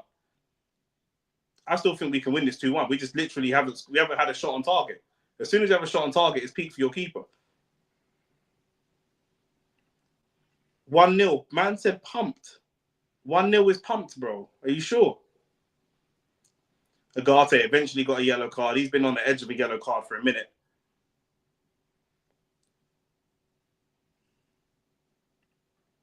Man said, bro, your team is dead. It's not pumped, though. It's not pumped, though. Pumped 1-0. Pumped, really. Even if we're at home, pumped. All right, cool. Okay. Man, I'm making up terms. When in history has pumped ever meant 1-0? Come on, bro. Be sensible.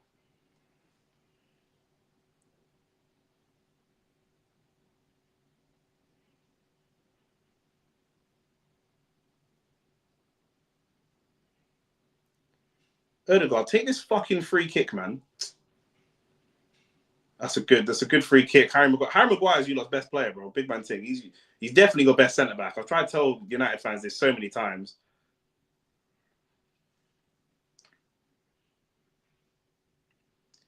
What do you mean we need to wake up, bro? Do you watch my content? Like you're moving like I said, if you don't win a trophy this season, he has to go. So I don't know why you're saying you need to wake up. What do you mean?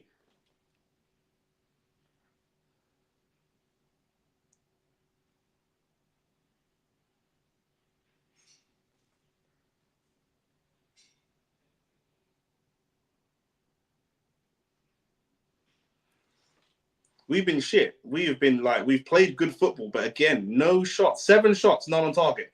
7 shots, none on target. I literally said at halftime, we might end this game with 8 shots, none on target, and you man might end the game with 4 shots, 3 on target, and it might end up 1-0. I literally said that at halftime.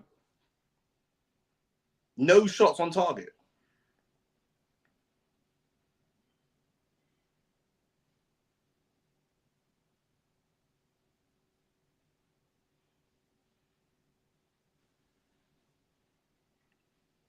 Our goalkeeper needs a beard transplant. Yeah, he's looking patchy, bro. I like a patchy. Jorginho needs to come off. I need Partey or Rice on in that position. Jorginho needs to come off. He's not offering anything.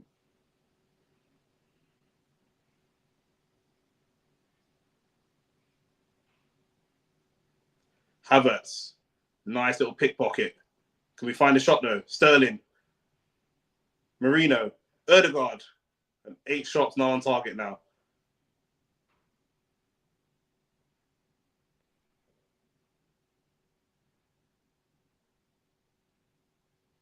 Man United could be in again.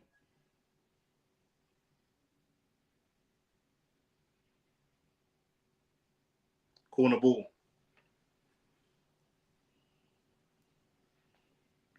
Again, no shots on top. We just can't shoot. I don't understand.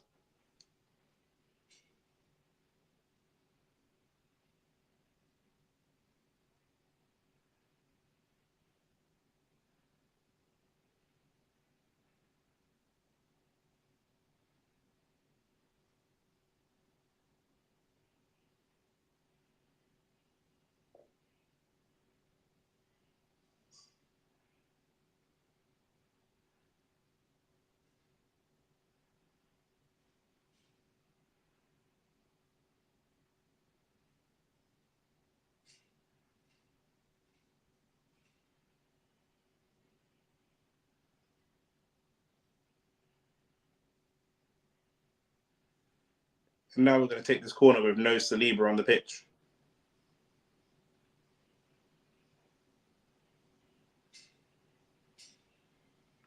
Wow, it nearly went in.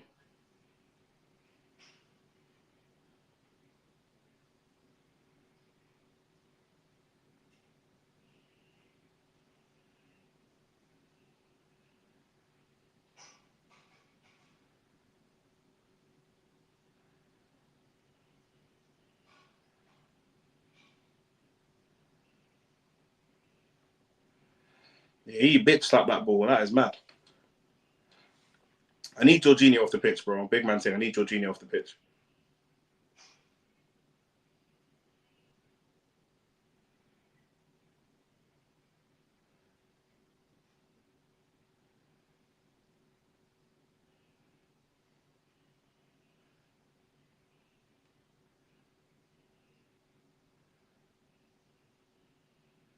Marino, you're fucking shit.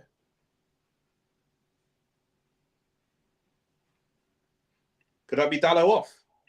Is Dallo off? Dallo is sent off. That's Marino's fault. I'm not going to lie. That's Marino's fault. That is actually Marino's fault. I can't even celebrate that. That pass is fucking shit.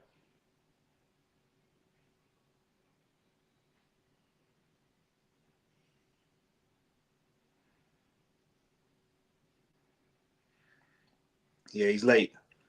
He's late. That's yeah. I don't think that could be a straight red. No, I don't think that's a straight red. He's not gone in high. He's not high if his studs up. I don't think that's a straight red. It's a yellow, but I don't think that's never given as a straight red. No way. That's never a straight red. It's a second yellow, but it's not a straight red.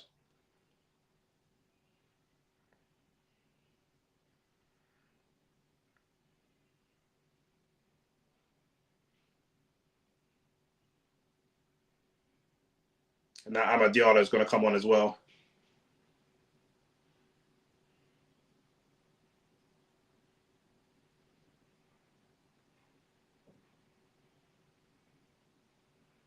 What is going on?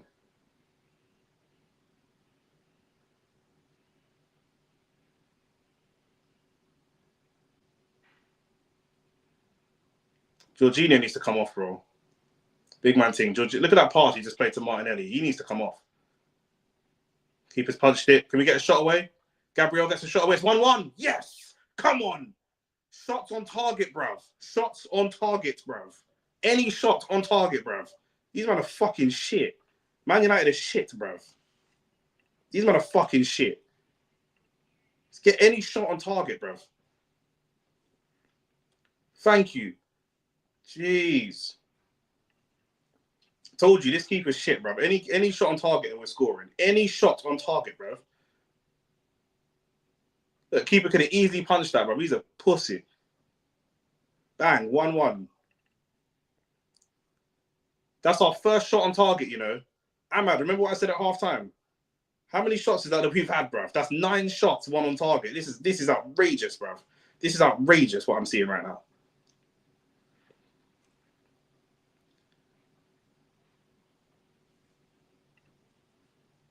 Absolutely outrageous.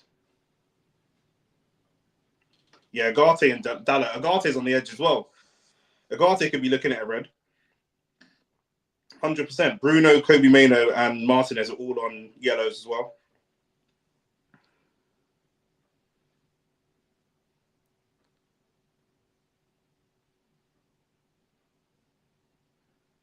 Martinelli just trying to outpace. Oof.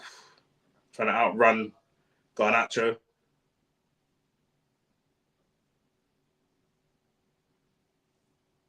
Martinelli and Garnacho is a good battle. I like that battle. That's a good battle.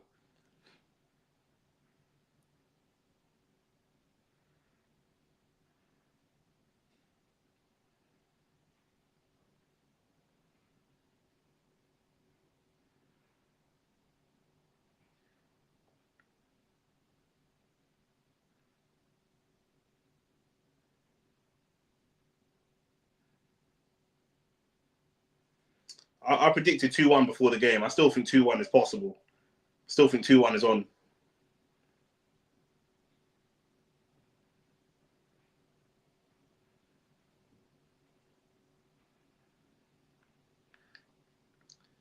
One shot on target, you know. It's ridiculous.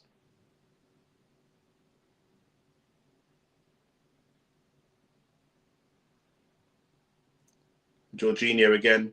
Why are we using Jorginho for this play? I don't understand.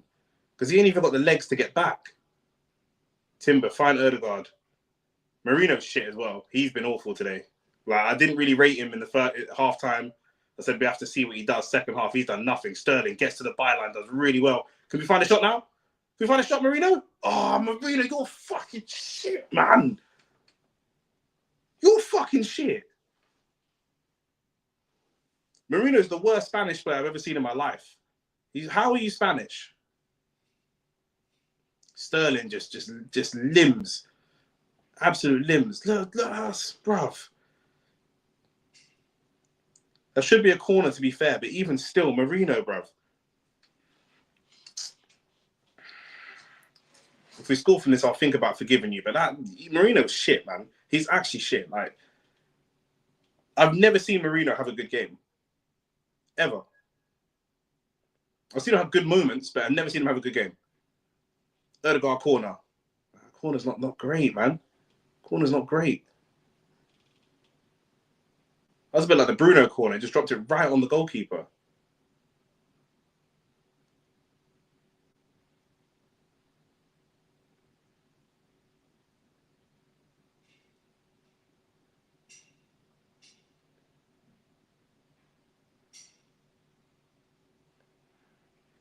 Martinelli again. Garnacho now at like wing back. Marino, you're shit, man. Marino's so bad. Do you know what it is with Marino? Yeah, what he's doing is so obvious. It's so obvious what he's gonna do. That's what's bad about him. Like what you're doing is so bait. Like I tried to disguise that pass. It was so bait. Like what are you doing? Marino's shit. Nah, he's either he's playing shit today or he's shit. There's only 2 options. He's fucking terrible.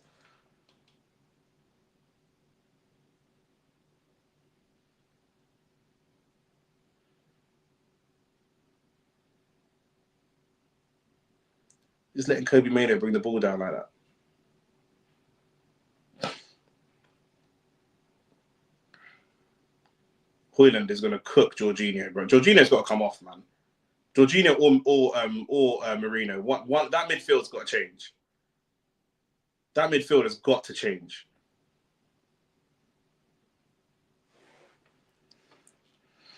That midfield's got to change, surely.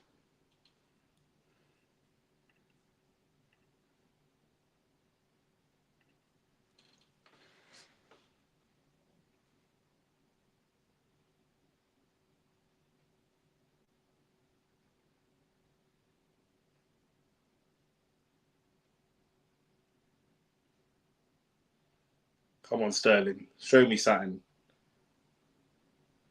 Sterling does well again. Does well again. Sterling, he's dancing, bruv. Just can't find a pass. There's no one that wants the ball. Who wants the ball? Who wants to score here? Who wants to score? I need Rice or Partey on the side, bruv, because this Havertz, Marino, Jorginho, this is just painful to watch, bruv. Sterling again, yes, finish. Havertz, finish. Oh, Havertz, what are you doing? Have a shot, man. I think the ref's given a penalty, but I don't care, but we should have fucking shot, man. Marvin Jeffrey, shout out you, bro, said that referee needs to get fired. Is there VAR here? Is there VAR? Because bro.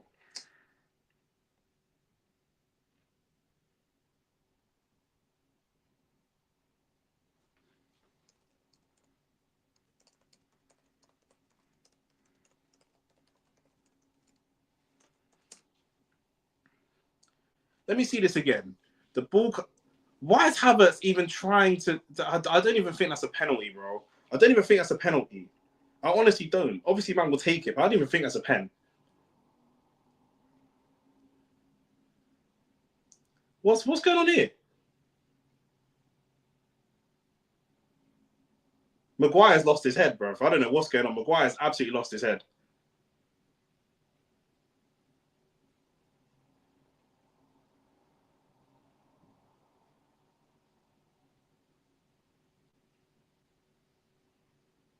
Maguire's lost his head, bro. I've actually never seen Maguire lose his head, you know.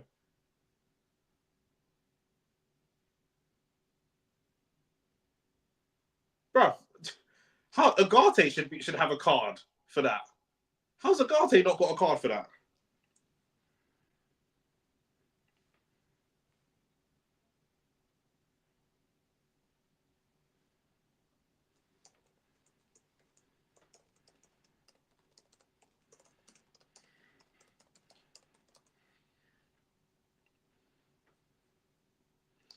I don't think that's a penalty, bro. I said I don't think that's a penalty.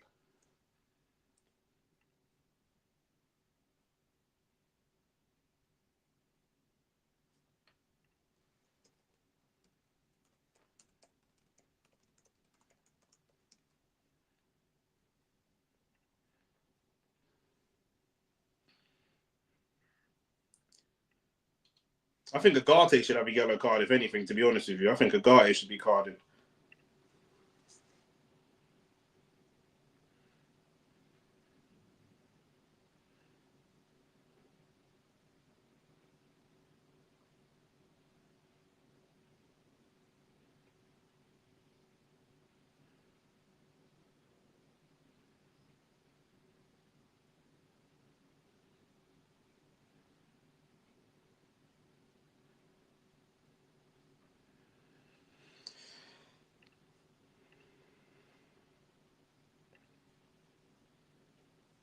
Man said justice, you know. I was going to say, Erdogan had a penalty in ages.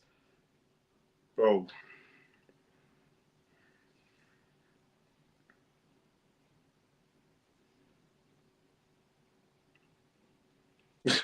No, he's not asked. Erdogan's a good player, bro. He's just missed a pen, bro. Everyone's missed pens, do you know what I'm saying? But yeah, you should have scored that one there still. That's ridiculous.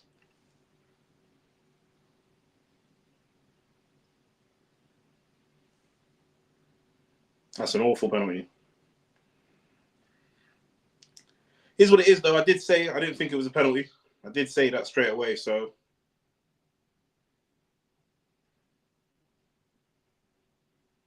Obviously, Saka's our normal penalty taker, innit? So Odegaard don't really take penalties, but if we keep Jorginho on the pitch, we lose this game. I'm so certain of it. I'm so sure. If we keep Jorginho... Why has Havertz and Gabriel got yellows as well, bro? What for, bro?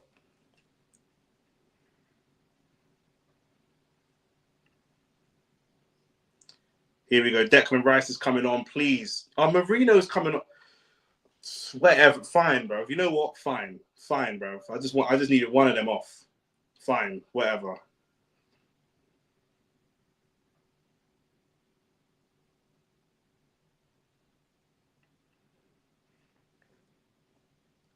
Whatever, bro. I need some sort of change in that midfield, bro. I couldn't bear watching that midfield no more, bro. Honestly.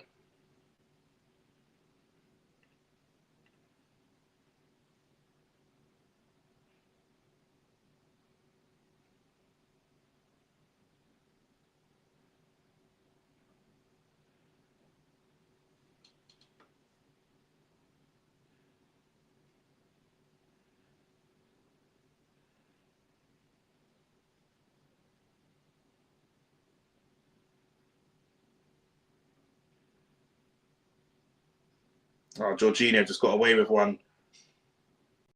Oh, Jorginho nearly got away with another one. Kai Havertz is not, bro. We're trying to do a quick throw to Havertz. He ain't got the technical ability to even control that ball. So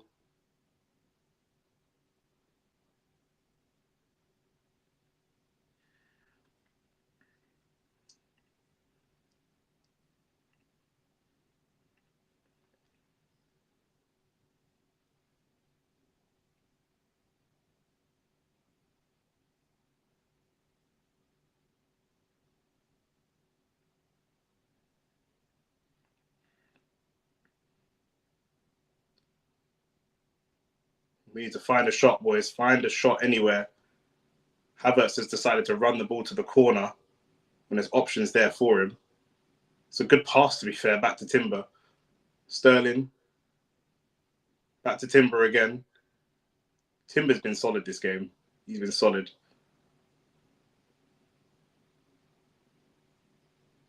Erdegaard, you got to show me something.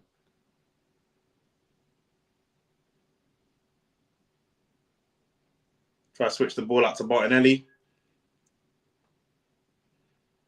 Rice is there. Rice is there.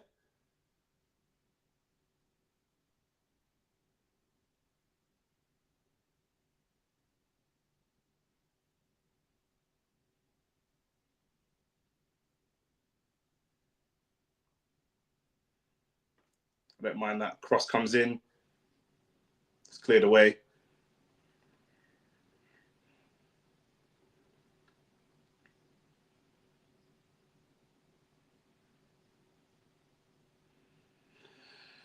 I don't know how Jorginho is still on this pitch, man. I really don't. Erdegaard. I want Erdegaard to feel like some responsibility for missing that penalty and step up and go and make something happen. Like here, find a shot. Ball over the top. Declan Rice. What a save that is from the keeper. Wow, what a save. What a save.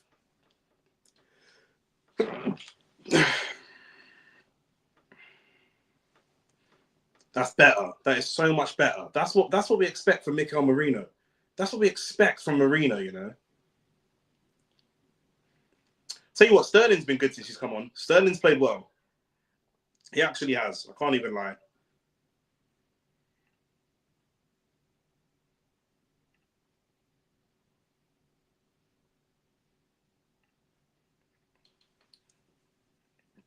Keeper's in some discomfort. Is Onana injured? Why is Onana not starting? Is anyone there if Onana's injured? Declan Rice, go get me a winning goal, please, bro. I beg you. It's better number 9 play than we get from fucking Havertz.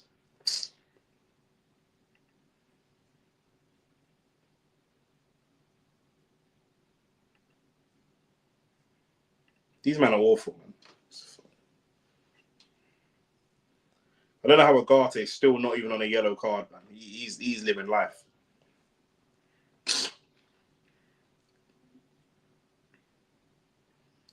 Declan Rice is saying, play with that ball again. I promise you I'm scoring. I promise you. Declan Rice said to Erdogan, play with that ball again, bro. I promise you I'm scoring, bro.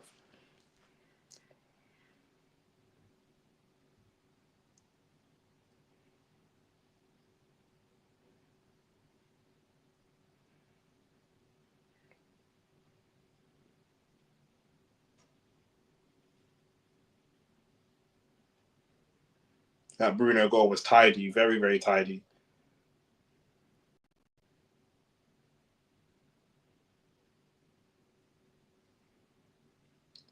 Look, now we've got to put this keeper's injured, yeah, and he's getting some treatment, yeah. When we take this corner, yeah, we got to fucking put it on this guy, man. Someone fucking hit this guy and bully him, hold him up and bully him. And they've got Onana on the bench. I think he's just come back from injury as well. Let's put it on this keeper, man. Letting these men get off easy.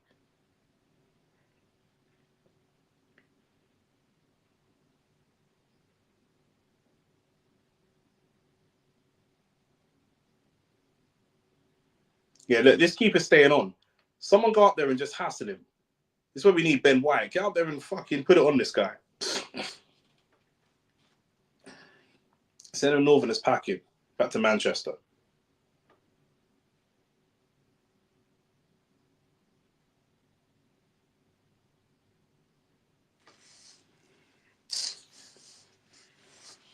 We should have been winning from a long time, bro. From a long time. When we dominated that first half, we should have been winning this game. Just passing, and not fucking having a shot. It's a joke, man. Go to the edge of the box in the corner. Why are we doing that? Rice. Quality from Rice. Rice. Oh. Rice wants a goal. You can see it. Rice wants a goal, bro. He said, give me that ball. He's feeling it. Rice is feeling it. He wants that ball. You can tell when man are on it and when they ain't. Xerxes coming on. Is that Toby Collier coming on? And Amad Diallo as well.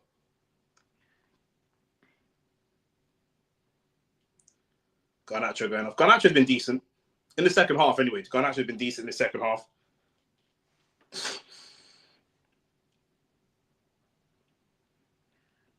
Obviously, Amad's the main threat that you're looking at.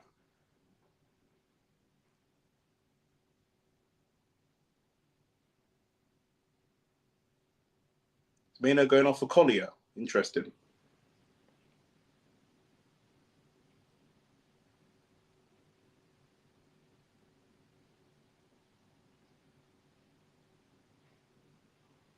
And Hoyland coming off as well.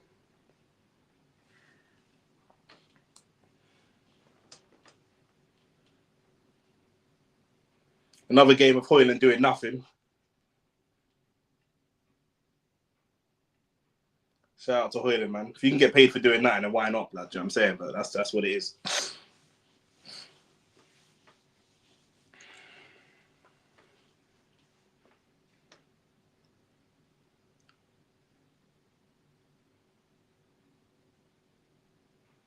Come on, let's find Declan Rice.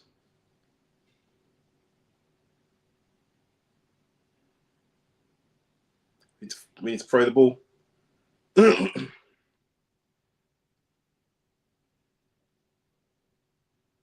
Lewis Skelly. Lewis Skelly's been okay. Obviously, he slipped, and that did cost us the goal, but he slipped over in it. What can he do? But apart from that, he's been good. Martinelli getting beyond Amad Diallo.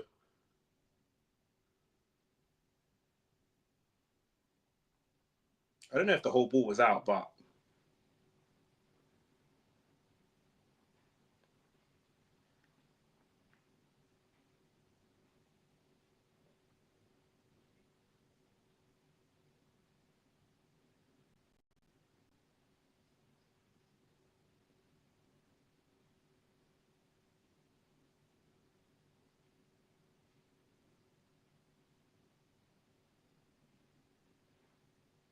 what's his keeper's distribution saying? Let's win that first.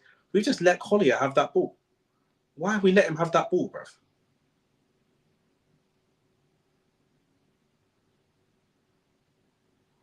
Just let him have the ball, bro. What's good, bro? What type of striker slash midfielder, attacker slash midfielder? Obviously, first of all, from the summer, we needed a backup to Saka. To me, we needed a left, like a good, someone like a Pedro Neto, direct, left-footed winger, someone who's young and ambitious, like what they've got with Amad Diallo. Like I say, Pedro Neto before he went to Chelsea would have been perfect. And then, type of striker, I want someone that's versatile enough to be just a sizable striker, but can play football as well. Do you know what I'm saying? Like Havertz is obviously tall, but he's not really. Cross comes in from Martinelli. It's a dead clearance. Can we find a shot? Lads, can we find a shot? Sterling trying to run Mazraoui again, but Mazraoui got him that time. We need a tall striker, yeah, that is techie, which is why Isak is like looked at as like the go-to guy. Dusan Vlahovic could potentially be a shout. Benjamin Šeško, who's good in the air and techie and got good feet. Like that's what I'm on. Like you look at Havertz, he's decent in the air, but he's got no feet, bro. That's not offside. Bro, why are we offside there? Why, bruv? How? You man are not serious, man. But a tall striker with good feet, yeah, like I say, Šeško, Isak, them kind of man there. So you could play the ball into the air with him, or you could, you can hold the ball up and roll someone. Like Havertz is not very mobile. Do you know what I'm saying? So even if you play the ball to his feet, he can't spin. He can't roll a defender. He's going to have to just play it back. If Erdegaard plays the ball to his feet, he's going to have to play it back. You play the ball to Isak's feet, he can spin and he's gone. Even Ollie Watkins, you play the ball to him, he can spin and he's gone. Any of those types of strikers that can hold the ball up and spin are the kind of profile of striker that we need. Do you know what I'm saying? Oh, Havertz just done it. He done it there, bro. We just hold the ball up and spun, blood. He can hear me. Big man thing, he can hear me. Ball's gone wide to Sterling. Can we find a cross? We can. Can we get a shot away? Erdegaard, find the shot. Oh, bruv. Out to Rice. Rice, that was dead, bruv. Bruno, that was dead as well. Erdegaard, we should have found that shot. But yeah, they're the kind of players that I think that we need. And then again, in the midfield, we need an 8 that is mobile. Do you know what I'm saying? I'll tell you who I don't rate massively, but would like be a game changer in this team, yeah? Kovacic. Someone like a Kovacic who can just receive the ball in the half, is going to scan, receive the ball in the half turn, and ride a challenge. Do you know what I mean? That's what takes you to the next level for me in the Premier League. Do you know what I'm saying? There's men that are probably not as technical as Erdegaard, but can deal with a bit more contact. And that in the Premier League is going to be a game changer. Do you know what I mean? If you're a midfielder that can deal with the physical side of the game, but you've got tech as well. I'm looking at a Douglas Luiz. I'm looking at a Kovacic, like I say. Any of them man there that can receive the ball in the half turn and get us from defence turning into attack. That defensive transition into attack, yeah, is what we need. That transition for us at the moment is very, very slow. Partly that's Arteta, to be fair. Arteta likes the game to be slow and controlled. But partly we don't have the players to even do that job. Sterling does really well dropping back and making a tackle. He's been good since he's come on. And Mazraoui don't like it. You know, if you take Jorginho out of this team and you put Kovacic in this team, I think that could be a level raiser. You know, the last player we had that fits the profile of what I'm thinking about is like an Aaron Ramsey. Do you know what I mean? We haven't really replaced Ramsey. Obviously, we had Xhaka, but Xhaka's, again, quite slow and static. You know, Aaron Ramsey is, you know, a mobile number 8. They're the players that I think that we need. If I was picking, like, profile of players, like a Kovacic, Ramsey type of player, a Pedro Neto type of player, and then like an Isak type of player, they're the 3 that we need. Now, Arsenal just probing. Last 4 minutes of play before extra time. We're just probing on the edge of Man United's box. Another cross comes in, but Amad Diallo does really well to block it. Joshua Zirkzee just nutmegs. Oh, Joshua Zirkzee, the feet. Joshua Zirkzee just absolutely just danced around Saliba. Now Amad Diallo tries to find Zirkzee again. And Amad sends it out for a goal kick, I think.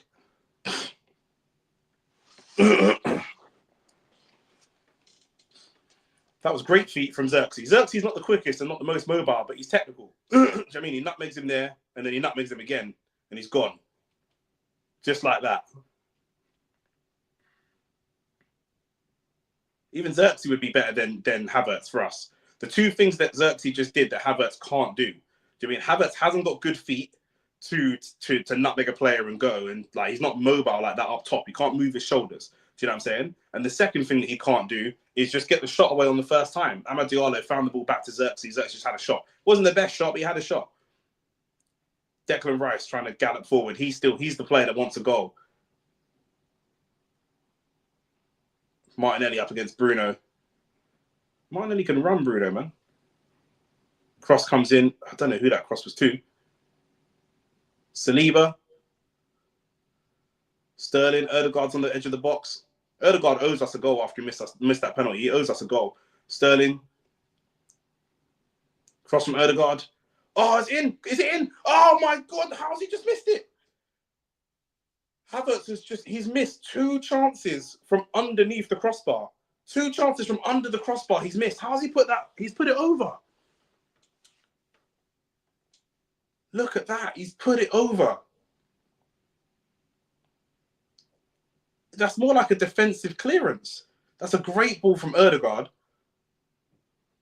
That's inexcusable. That is inexcusable. There's no excuse for that. He's done it twice. There's a shout for it to be a handball, but his hands are inside his silhouette, so I don't think it's a handball. That is inexcusable, that.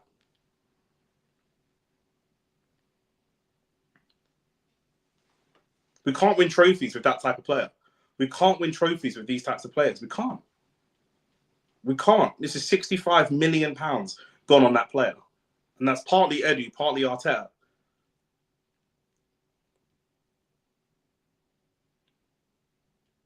Marino, £40 million or whatever it was. Crap.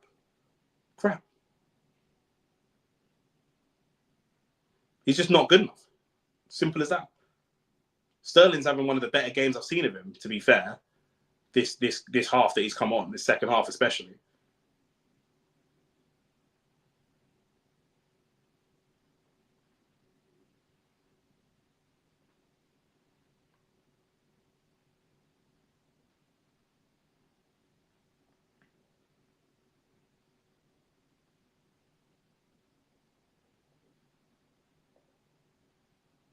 That's not a foul. I don't think that was a foul at all. Ref's given the foul. I don't think that was a foul.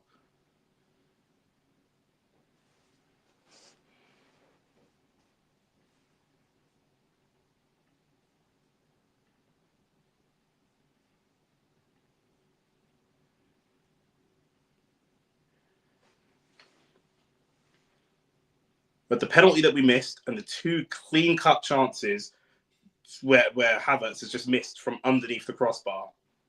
You know, when you say Arteta out, or when people say, "Oh, you know, Arteta's not good," what do you want him to do here with these types of players? Like, what do man actually want Arteta to do when man are missing the ball? 7 minutes of added time now. Man are missing the ball or missing the goal. Sterling, go. Can he be direct? Sterling, the defense is coming back though. He might have to go on his own. He might have to go on his own. He gets the shot away. Toby Collier just clears that. Again, another opportunity to we don't get a shot on target. I think we still only had one, maybe two shots on target for the whole game. In a game, we've had all of the ball. 14 shots, 3 on target. It's not good enough. It's nowhere near good enough. One was that Declan Rice one.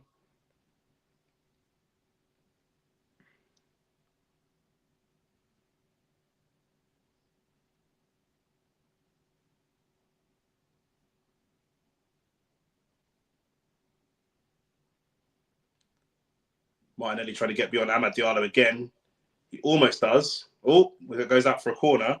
I'll just look at this comment quickly. What about putting Ødegaard in the 8 and getting a Wirtz type player in the 10, then getting a goal scorer on the left because Arteta doesn't seem to get strikers banging? It's a good point. I mean, to be fair, he had Aubameyang was playing really, really well. So I think he can get strikers going. Lacazette used to score goals as well under him as well. But the problem with Ødegaard in the 8 is that the 8 needs to be able to deal with some physical contact. It's a physical job. You're right in the middle of the pitch. You're going to come into contact with the most players. Ødegaard doesn't like contact. He can't. He's like Ozil when he first came to the club. That's why he plays in the 10. But that's why he floats. Corner coming in. What can we do here? Toby Collier gets the first touch on it. Sterling now. Sterling with the cross. Oh, it's just come off the face of Gabriel. Gabriel's got to do better than that. He's had a good game, so I won't criticize him too much. But yeah, Ødegaard is becoming almost a bit of a problem for us, to be fair, from a tactical perspective, because he can't deal with the physicality of the game. And I'll tell you what, the boys have done really, really well there. Martinelli in that against Ugarte. That's a good pass. That is a really good pass. Oh, that's a poor shot. I think that was Miles Lewis-Skelly. Or was that Timber? It's Timber. It's a poor shot from Timber. It was a really good pass from Havertz, though. But yeah, Ødegaard's inability to deal with the physical side of the game. He doesn't win many physical duels. And that's why we play him in the way that we do, because he'll just get barged off the ball.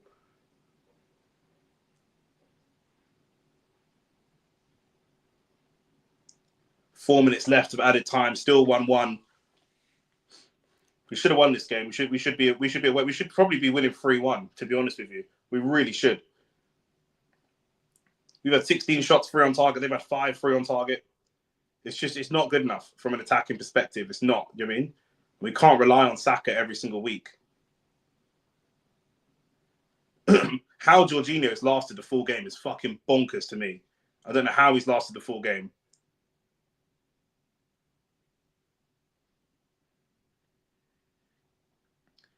Last few minutes now. I want to see a little bit more urgency from Arsenal, which we are seeing, to be fair. Rice has been decent since he came on. Hasn't shown too much. Rice has looked good in the 8. That's good from Rice as well. Good running. Jorginho now. Rice. We need a shot, though. Rice gets the shot away. It's off the post. That's good football, though. That is good football. Much better. More urgent. I think that's off the post.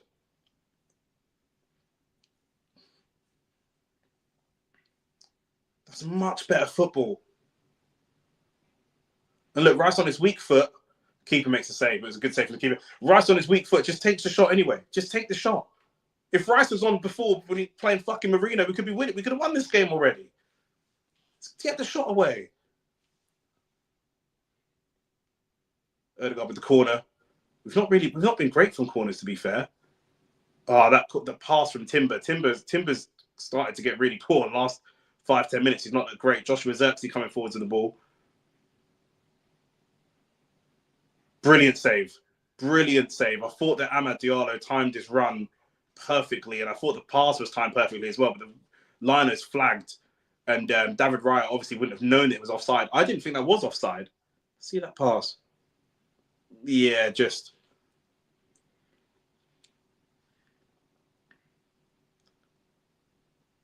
Odegaard plays Sterling through. He does play Sterling through. Sterling's probably going to cut that ball back. Corner ball. We've not been good from corners. We haven't actually been good from corners at all. Do you mean? We need one to drop right now.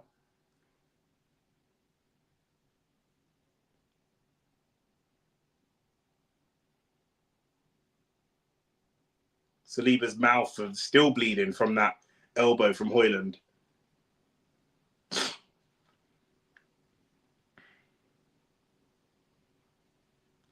We're just playing these corners a little bit too close to the goalkeeper, in my opinion. Maybe I'm missing something. We're playing them really close to the goalkeeper.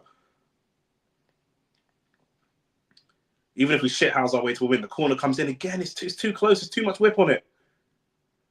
Yes, it's impossible. He's gone to the back post. It's just a poor corner. That's all it is. It's poor delivery. I can't even explain it. It's gone to the back post. Too much whip. I don't know if the game plan is for Martinelli to head that back into the box or not, but it's just not a good corner. Martinelli is the worst winger in the world. Bro, you say some of the most outrageous thing. The worst winger in the world. Just stop being silly. How's he the worst winger in the world? Come on, behave yourself. He's just not, is he? I thought he was better than Garnacho. I'd say they're about the same, to be fair. I'd say they're the same. So maybe Collier does well to win that header.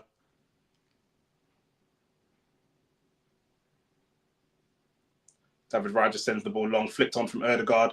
Havertz, Odegaard.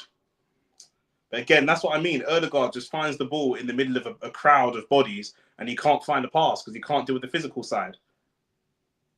You're playing in the Prem. You've got to be able to play football in those types of situations. Timber, again, I said Timber's not been playing well the last 5 minutes. Timber's just headed the ball back to Joshua Zirkzee for some fucking weird reason. Remember, these men are a man down. We've got more space than them to exploit.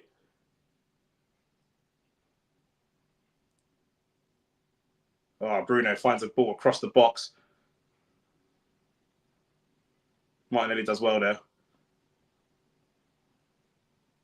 And that's it. That's time. Ref blows the whistle. That penalty was disgusting. Yeah, poor. Really poor.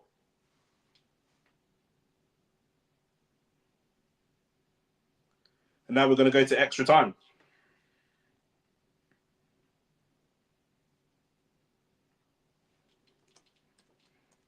And this game should not be going to extra time.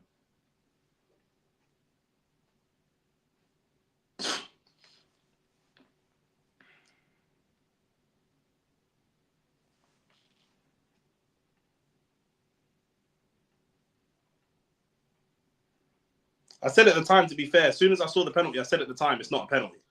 I said, that's not a penalty. It's extremely soft for a penalty. But we should have scored it. Havertz has had 2 opportunities where he's right under the crossbar, basically. He's missed both those opportunities. It's poor. We shouldn't be in this position. I said 2-1. And actually, on the balance of play, I think that United probably deserve a goal.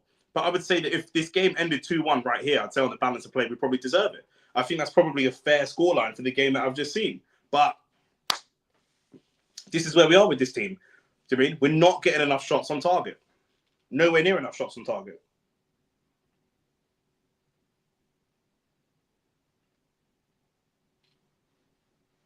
I guarantee you Arsenal will not win any trophy under this manager. I mean, that's just a silly statement, isn't it? How can you guarantee that? We've already won a trophy under him, so it's just a silly thing to guarantee. Do you know what I mean? I don't know why you would guarantee it. It's a crazy guarantee that you're giving. How much money are you betting? Send me some Naira, man. Can't guarantee it.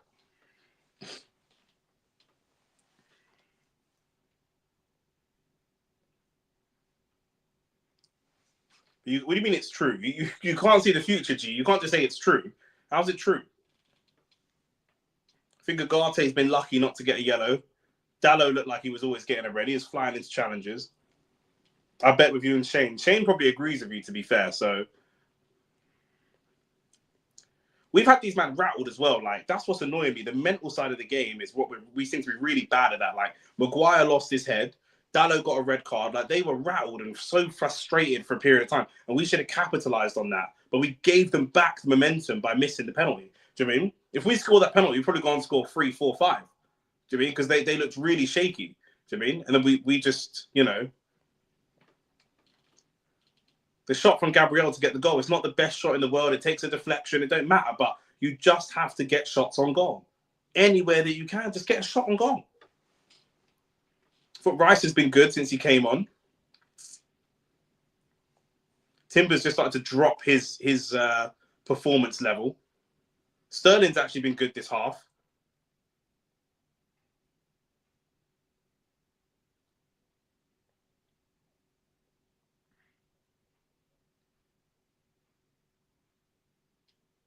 I don't know how Agate isn't sent off.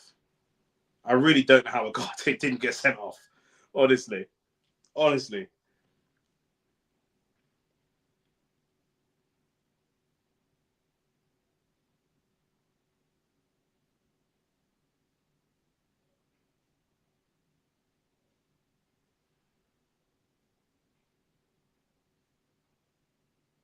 I think Rice and Sterling have been good since they came on. Looks like Tyrone Malacia is going to come on as well.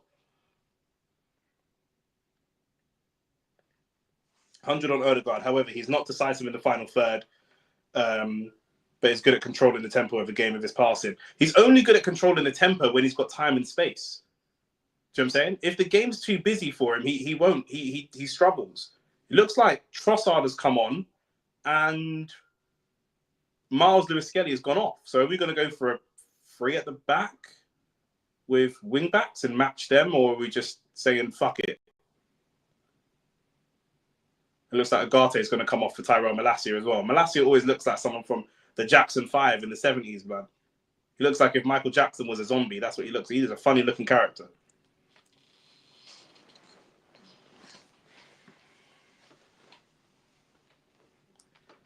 Because the thing with Havertz is that, like, it's not even like he's a proper hold-up striker that's going to hold the ball. He can't even hold the ball up. We're better off having, like, Lukaku who just holds the ball up and pops it off. He can't even do that. He can sometimes do it, but he can't do it consistently. We're going for extra time in a game that we really shouldn't be going to extra time in. We should have had this game wrapped up. We have a game on Wednesday against Tottenham. They're not going to be confident either. I mean, they just went 0-0 with Tamworth and scored 3 in extra time. But United have looked good. Since bringing on Ahmad and Joshua Zirkzee, they look much, much better, and we are giving them more time to go and score a goal. Game should have been wrapped up. And it's not something that I think you can put on Arteta. I'm watching Arteta as closely as anybody, and I don't think we can put this on Arteta. The keeper started off really rattled, and we've allowed them to get confidence.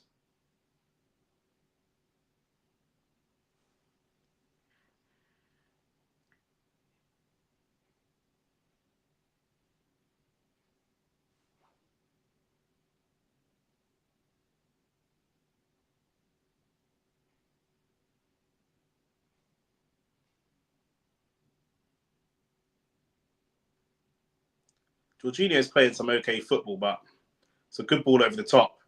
Could Martinelli get there? Can't. Such a frustrating player, Martinelli. So frustrating.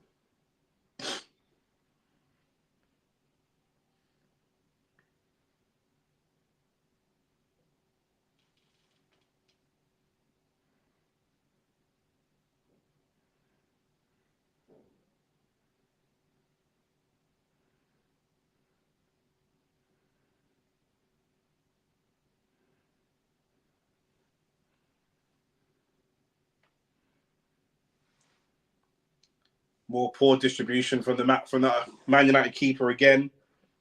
And we need to be looking at what their weaknesses are and prey on them, and we're not doing that.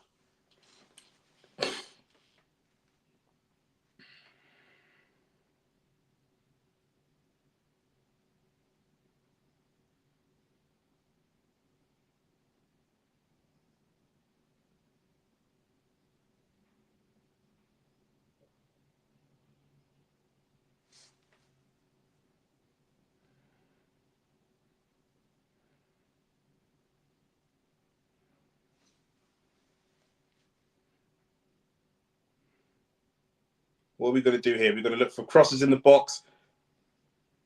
Odegaard sitting deep like a quarterback. I would love to know what was happening in Kai Havertz's head when I see him playing football. I really would. Ball over the top. Can we get a touch on it? Ball just slightly overplayed.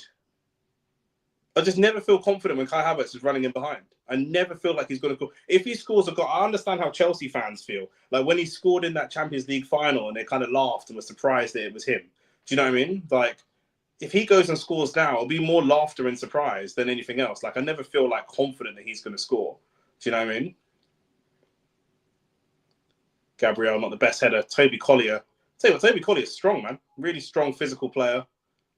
He's winning a lot of battles in that midfield, especially the aerial battles, which is good for a young player. Not scared to get physical, which is what you get sometimes.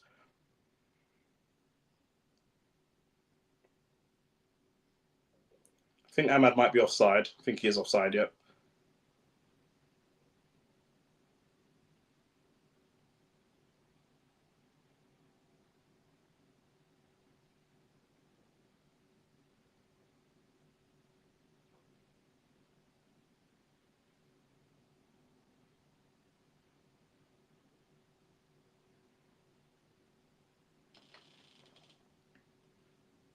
We've got Martinelli again on the left-hand side. It's not really been much of a success, Martinelli, on that side. Rice, though, can you find a shot? Oh, it's a good block from, who's that? De Ligt. It's a really good block from De Ligt. Gabriel, nice and strong from Gabriel. Really, really good.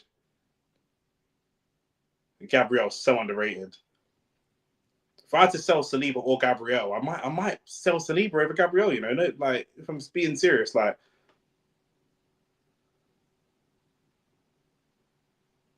it's a good block from De Ligt.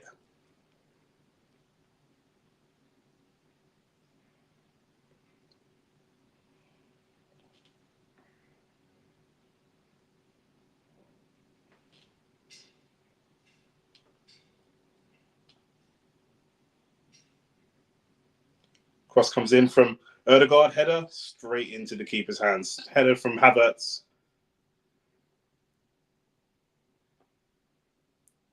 Again, never feel like anything he does is going to come to anything.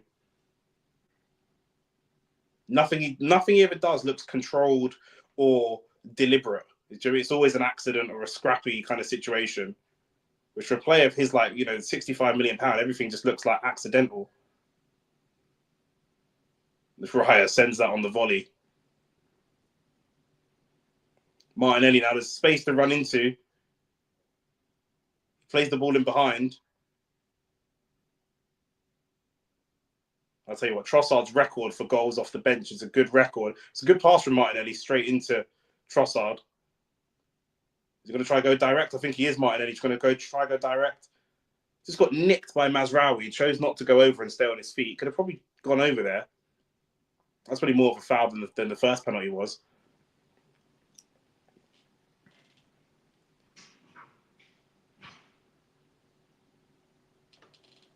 And now a corner, another Arsenal corner. We've got to make the most of these, man. The corner's been really wasteful. We're playing it right into the keeper. And no one really occupying the keeper, which we normally see. I don't know if the refs have kind of started to keep an eye on it or what they've done, but normally we have someone like a Ben White or someone just sitting on the goalkeeper. Jorginho's going into the box for this corner, and I don't know why. He's got no physicality. I can't even imagine him fucking his yell. He's got no physicality whatsoever. I don't know what he's going to do in the corner, in the box from the corner, at the back post, against Martinez and Mazraoui and Maguire. I really don't know what it is that he's going to contribute there.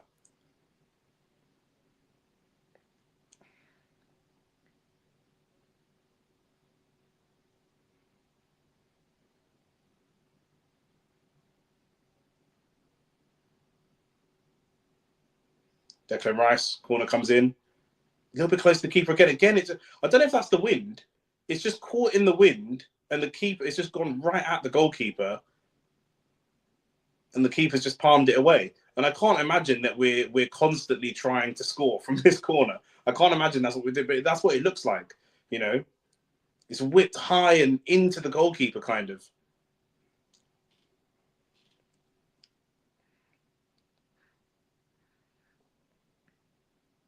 We need one punched in, kind of driven across the 6-yard box, which we're not getting right now. Erdegaard, that one, I was going to say that one's better, but it's too low.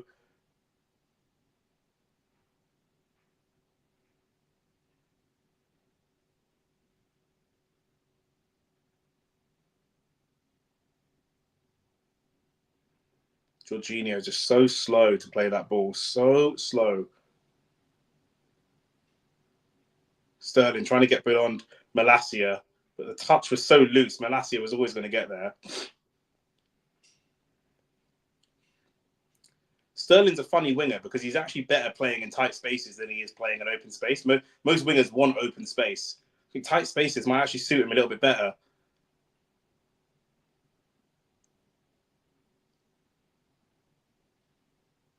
We had the opportunity to win a corner, but Havertz just knocked it out for a goal kick. Everything he does is frustrating.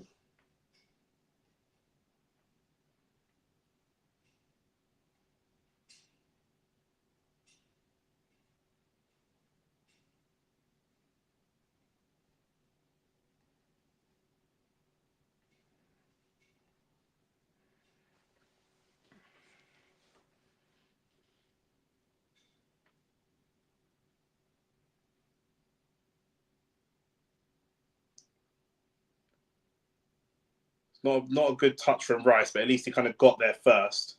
I'm happy about that, at least.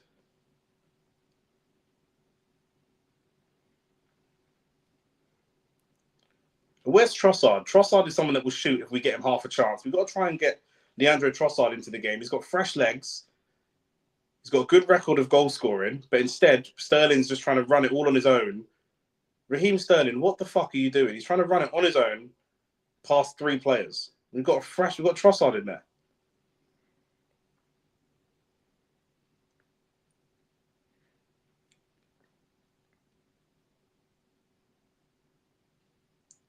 There's Trossard now. Better. It's Gabriel again that finds him straight away. Erdegaard looking for someone to run in behind so that he could find that pass. No one's running in behind there. To be fair, the Man United line is very, very deep. We're probably going to have to cut this back to the edge of the box. We don't. We go for a cross. We've got no IQ.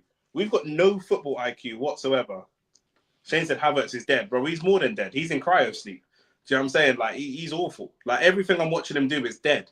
Even if he scores a goal from 45 yards, top bins, I'll assume it was an accident. Like, nothing that he does ever seems deliberate. Thomas Partey coming on now and Jurriën Timber coming off.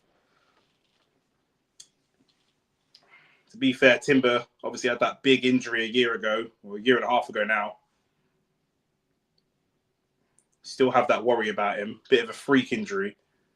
But we've got Partey, we've got Jorginho, we've got Erdegaard, we've got players that can break down this defence. That's a great touch. Could we find a shot? Oh, that's a great tackle. That is an unbelievable tackle. Trossard finds himself tangled in the Man United net. It's good from Jorginho, though. That is very good from Jorginho. Little flick pass over the top. Malacia playing them on side. Who is that? Is that Rice? It's De Ligt again. De Ligt. De Ligt's played really well today. Really, really well. Maguire cuts that pass out from Ødegaard. And Toby Collier goes down a little bit easy. A little bit easy.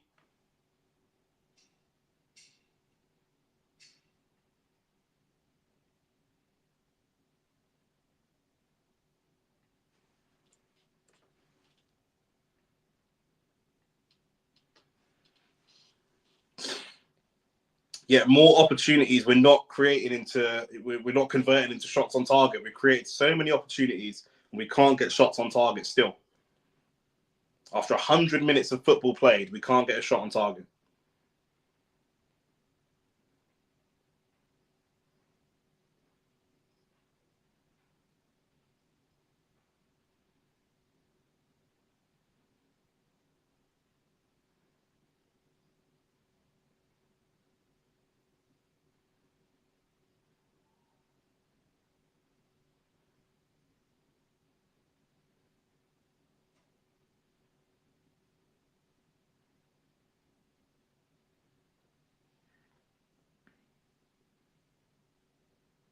We've got Trossard up there.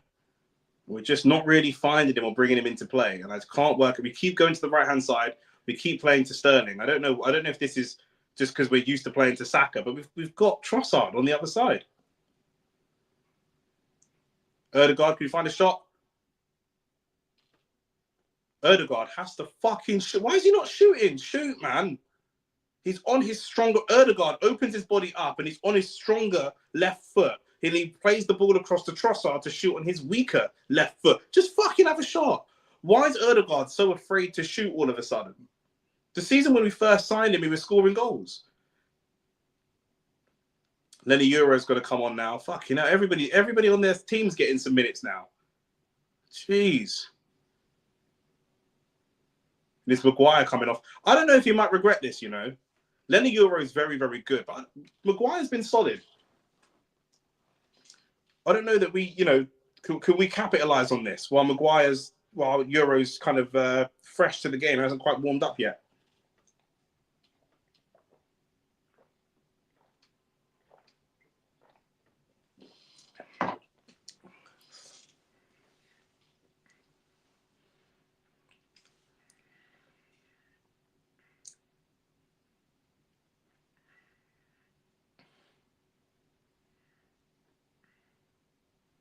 Maguire's been good. Really good game from Maguire, to be fair.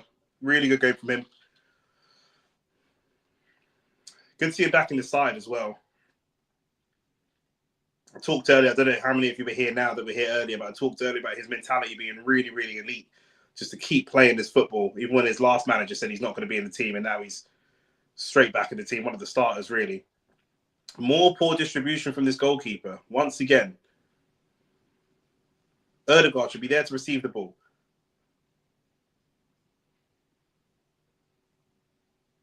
That's a foul throw, but not given.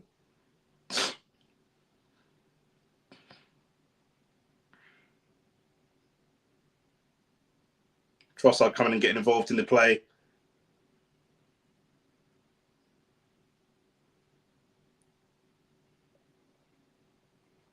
It's a good ball from Havertz out to it's not a good ball. It's over hit to Martinelli. There's so many opportunities. There's so many better passes to be played. Can we get him off? Can we get Havertz off? Who else is on the bench? There's no one else. If there was anybody else on the bench, he'd be off. There's no one else on the bench. Let's get Kieran Tierney up. So let's give Zinchenko some minutes up top.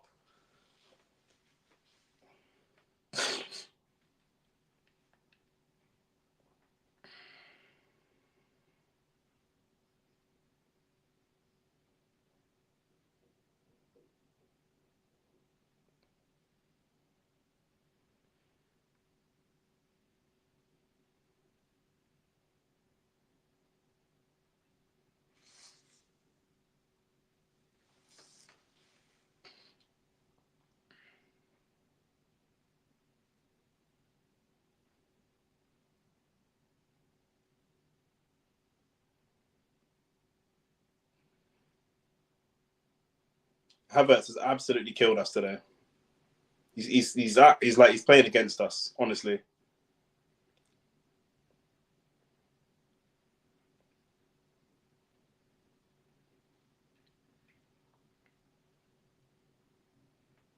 I don't know how else to feel. Like, how do I feel like he's not playing against us? Martinelli, Jorginho, Gabriel just playing the ball through the, well, not through, but around the United press. But we weren't really going forwards with it. We're just kind of playing the ball nowhere. Sterling. Let's get a cross in the box. 30 seconds left of the half. Ødegaard. Again, Ødegaard not wanting to shoot. He keeps turning on the ball on the edge of the 18-yard box, but not shooting. Why is he not shooting? Is this square button broken?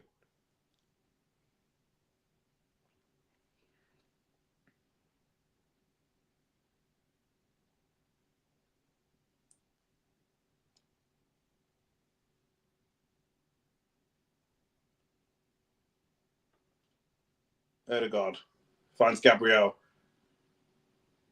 Good ball from Gabriel, to be fair. Partey over cross. Can we get in there, Declan Rice? Oh.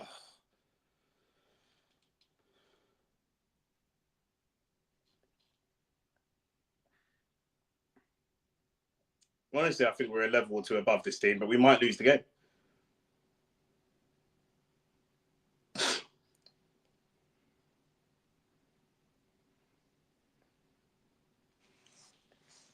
Awful. Awful. No end product. None whatsoever.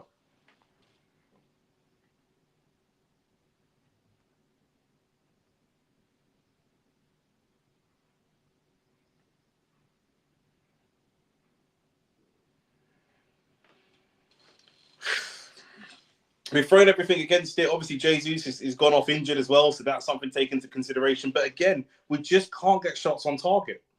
I think we've still got the same, what have we got? 4 or 5 shots on target now? 6 shots, 22 shots, 6 on target, 70% of the possession. And we just can't get a fucking goal. And we keep trying to give the ball. We're trying to create chances for the players that are not prolific. We've got the one prolific goal scorer on our team is Leandro Trossard. And we're not creating chances for Trossard. We're creating chances for Havertz. We're creating chances for Rice. We're creating chances for everybody else, but not for Leandro Trossard. Trossard's the goal scorer. Go and get him a goal. Everything should happen around Trossard because he's the main goal scorer of the players on the pitch. Do you know what I mean?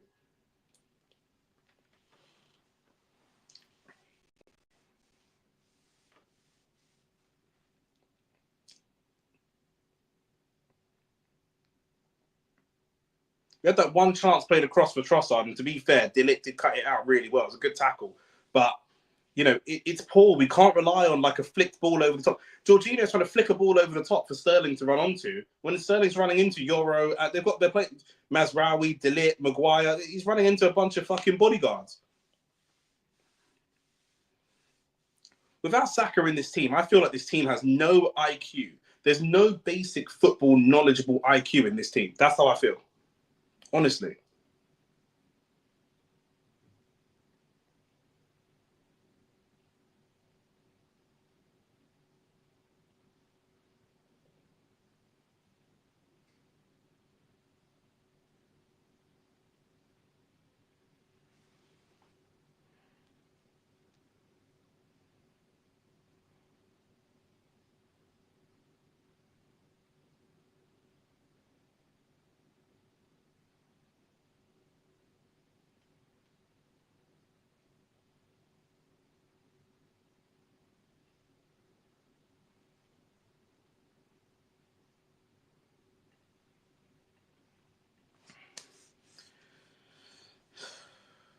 We should win 15 minutes left to win this game. If it goes to penalties, they probably win. They've got more of their starting 11 than we have. They probably win on penalties. It should never go to penalties. They've got 10 men.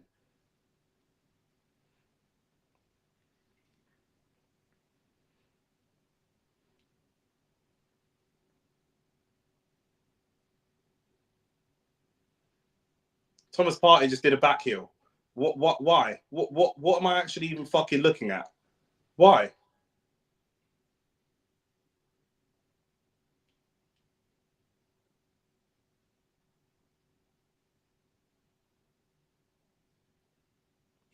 Why the fuck are we doing back heels? What's going on?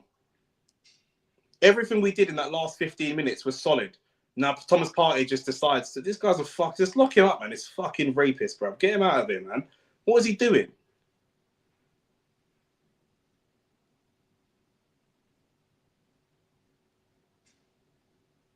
Now they've got a corner.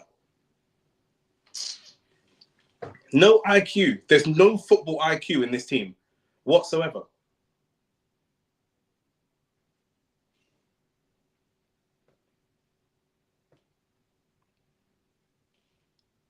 Bruno with the corner, punched away.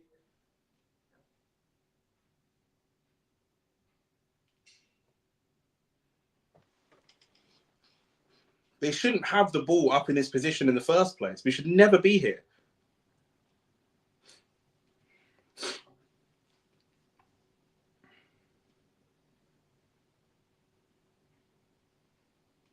It's a great save from David Raya. Great save. He thinks Xerxes is going back post, and then he squeezes it through part of his legs and goes towards the near post. It's a good little deflection as well. It's a very, very good good strike from Xerxes, to be fair, but a good save from David Raya.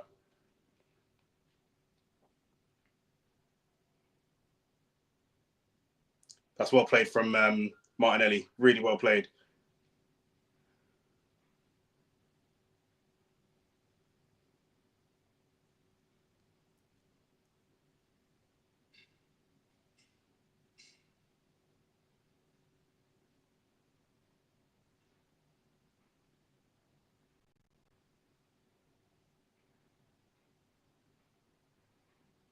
Partey nearly lost the ball there again.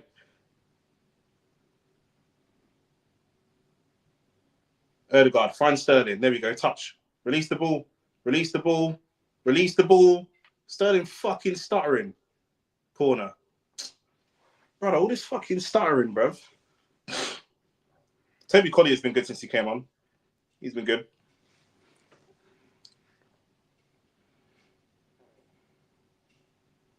We've taken it short. Odegaard. Flicked back. Rice. Flicked over. Keeper's gathered it.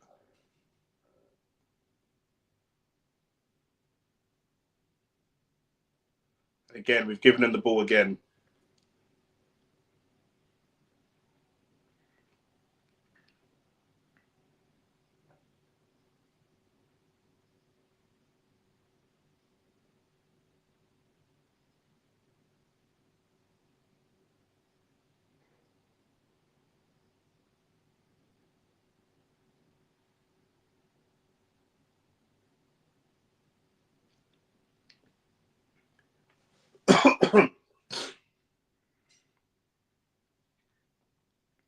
We're playing the game so slow. There's no urgency.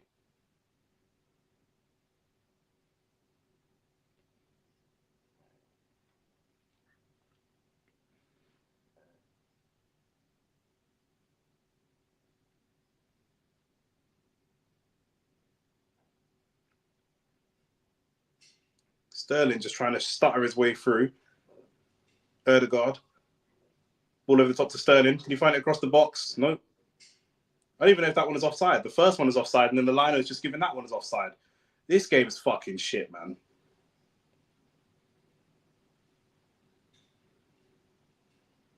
That's a close offside.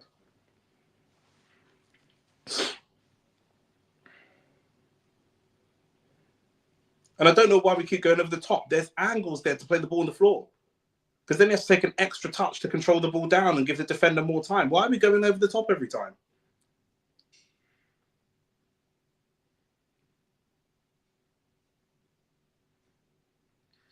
Saliba does well. Havertz.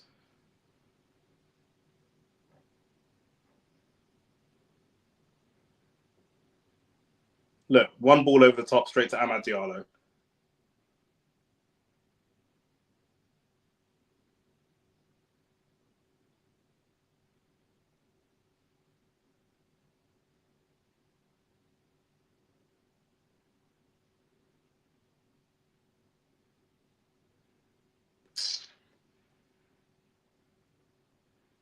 Odegaard sprinting forwards like he's going to do something.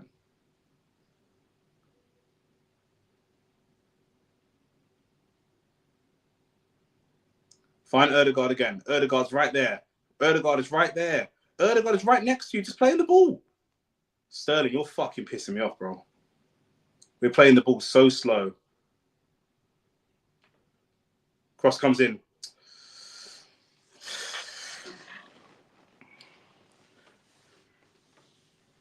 This is so shit from Arsenal. Man United are there for the taking.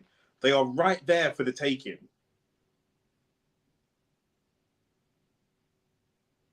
There's no urgency. We haven't created a chance for Trossard once. We haven't got Trossard a scoring opportunity once.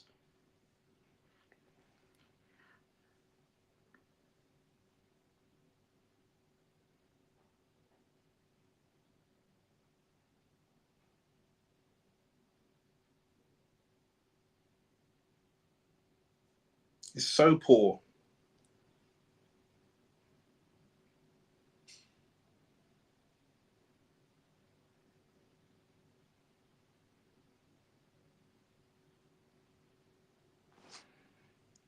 This team doesn't. It feels like the team's not ready to win anything.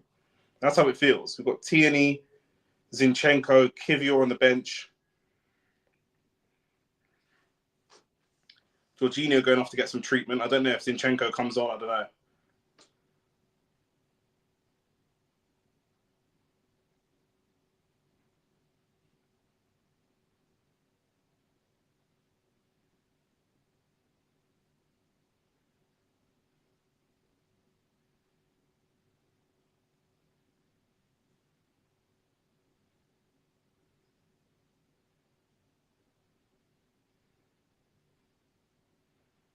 Kieran Tierney's coming on. Oh, my days. We might have lost this game. The game might be over. Yeah, if Kieran Tierney's coming on, the game's done. So what, KT at left back, Partey right back, the regular two centre-backs, and who's going to sit in that midfield? Erdegaard and who? Erdegaard and Rice in the midfield.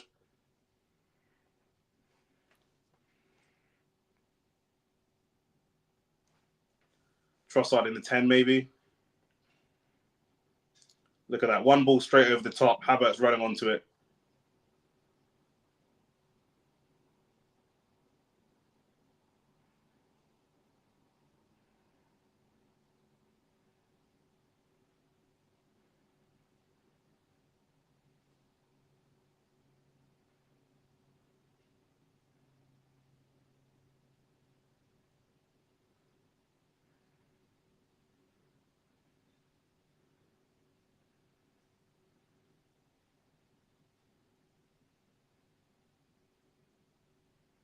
Taking the corner short, or the free kick quickly. Almost a good little turn from Sterling. Can we get a shot away? Let's find a shot. Oh, my days. This referee. Oh, my days.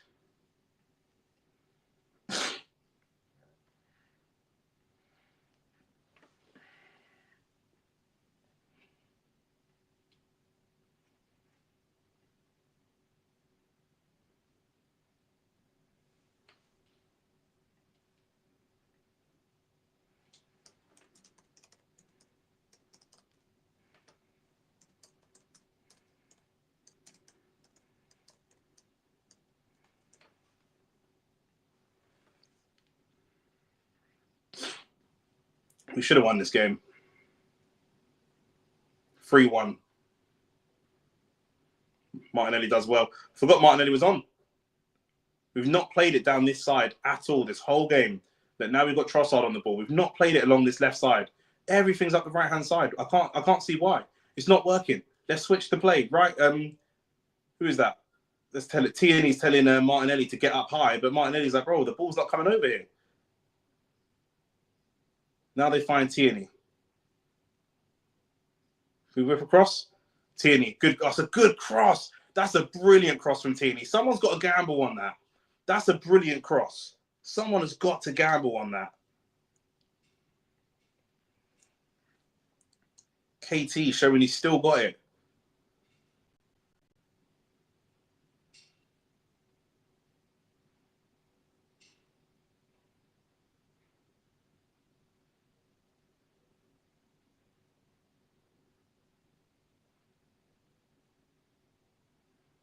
Another corner for Arsenal. Corner comes in. Again, looks like it's too close to the keeper.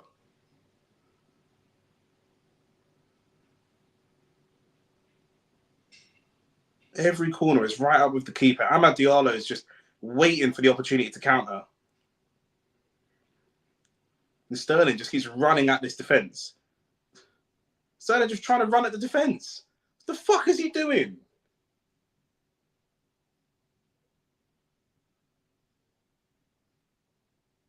We don't have a team out there. We have a bunch of individuals. We don't have a team.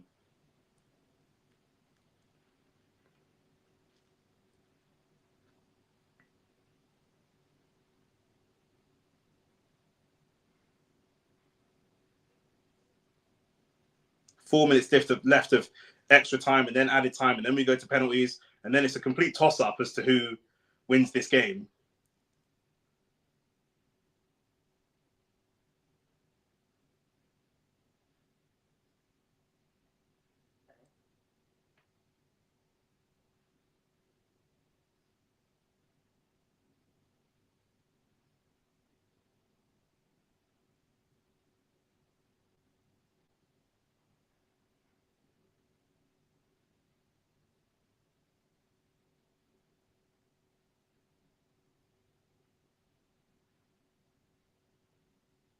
Why do we keep going to Sterling over and over again? We keep going to Sterling, going to Sterling. There's other people on the pitch. Another cross from Ødegaard. Comes off Havertz and goes straight out. I don't understand what I'm seeing from this team. I really don't. I don't know why they think that cross is going to work. It's not worked the last 30 times we've tried it. It didn't work. We tried it against Newcastle 30 times. It didn't work. We're just doing it over and over and over and over and over again. It's getting fucking boring.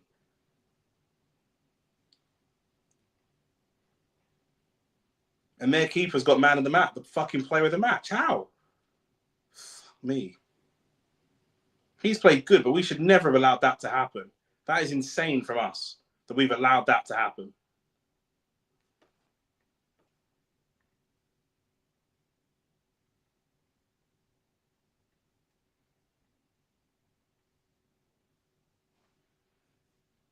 Last couple minutes.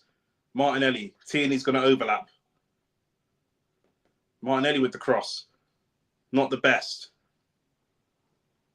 And there's a foul there. Where's the foul? We're going to lose on penalties.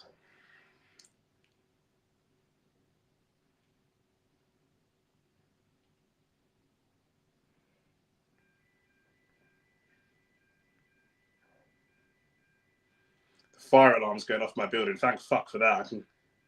How's that a foul? How is that a foul? It's going to go to penalties. We're going to lose.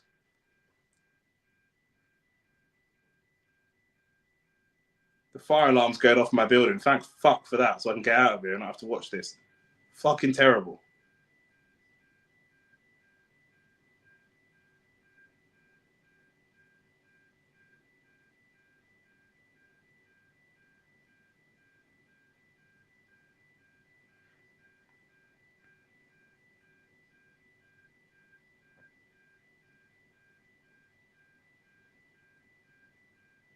Kieran Tierney wants it. Gabriel says no. Goes back to, we're going to go right and then put a cross in again. Look, we're going to go right to Sterling or to Ødegaard, put a cross in again. Boring. Boring, boring, boring. Sterling's got the ball now. Find Ødegaard. Put a cross in.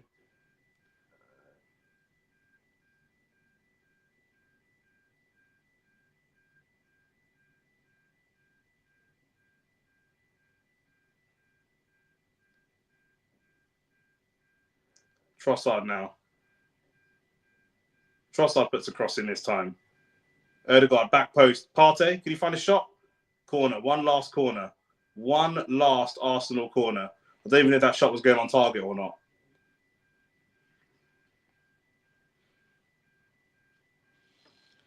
If not this, then we go to penalties. And we probably lose penalties. I'm calling it now. We'll lose penalties. I'm calling it. Corner's been shit all game. The build-up play's been shit. No shots on target. It's been shit at home. FA Cup. our best chance of a trophy. And we're not winning the trophy this year. We're not.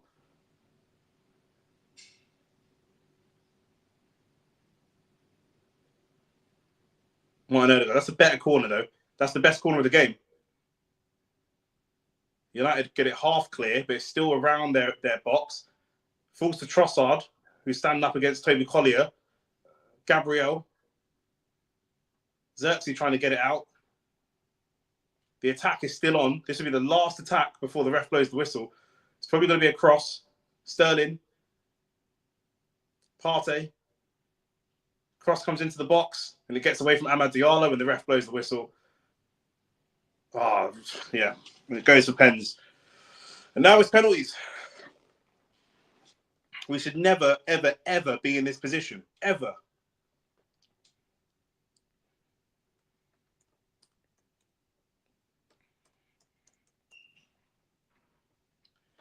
I don't know how we're in this position. I really don't.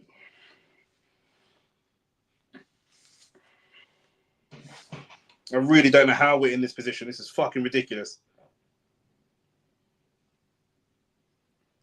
Brother, you're pissing me off. You said, Nick, stop defending this trash manager. When did I defend him? I said if we don't win a trophy this year, he needs to get sacked. What's defending?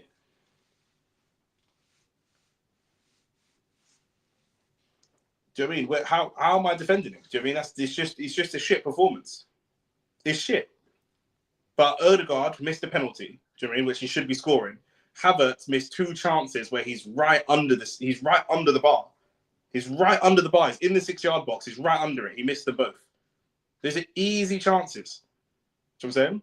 If this is on the manager, it's not on the manager because of the game of football we just watched. It's on the manager because of the players that he signed. That's the issue. Do you know what I'm saying? Not what he's coached. Do you know what I'm saying? I'm looking at the Arsenal chances here. The ball over the top. Rice, header. He gets it on target. The keeper makes safe. Havertz.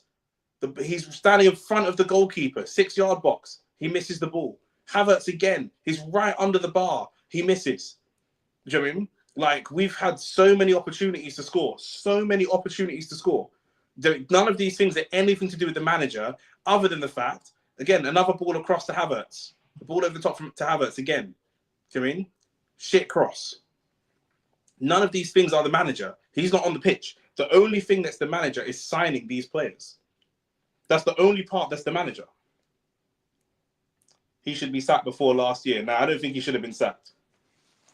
I don't think he should have been sacked.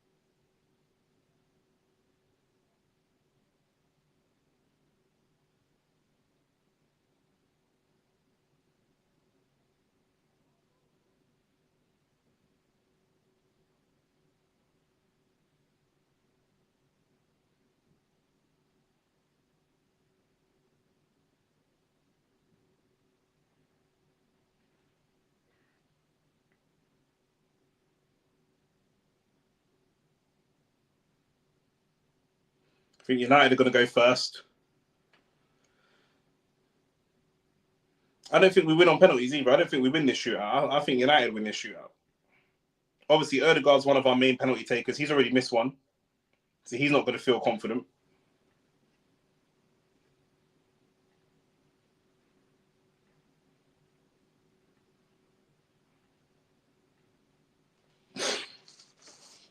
It'll be a miracle if we win on penalties. Absolute miracle.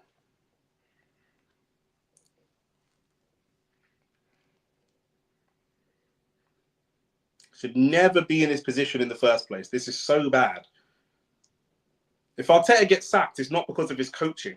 Arteta's a good coach. It's because of buying Havertz for £65 million. Do you know what I'm saying? Like, there's so many players out there that are better than Kai Havertz to be a striker. That's the issue. The only reason he's still in the job is because man put the blame partly on him, but partly on Edu. If we know for a fact that it's Arteta doing these signings, yeah, he'll definitely be sacked already, 100%. £65 million, and we've got Havertz as a striker. He was originally signed as a midfielder. He wasn't even signed as a striker. And he's just so shit in midfield that the following summer we had to sign another midfielder because we had to move him to striker just to accommodate him in the team. Which means that we're not going to buy another striker because we just got a £65 million man taking up space. It's long. Reece Nelson's out on loan. Fabio Vieira's out on loan. But we don't have attacking options to cover Saka, so Saka gets injured. That's where these are the things where Arteta would get sacked. It's not even the coaching. Today he's coached a winnable game. In the 90-minute game, he's coached a winnable game. We've coached enough chances to win the game, but the player isn't good enough to put the ball in the back of the net from 3 yards out. So that is where you're going to get sacked, because that's the responsibility on you. Bruno's going to step up for the first pen. He's going to put this to the left. He's going to slap this top left.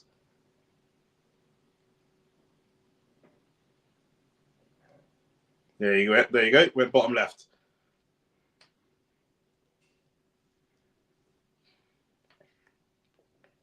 Knew he was going to go to the left.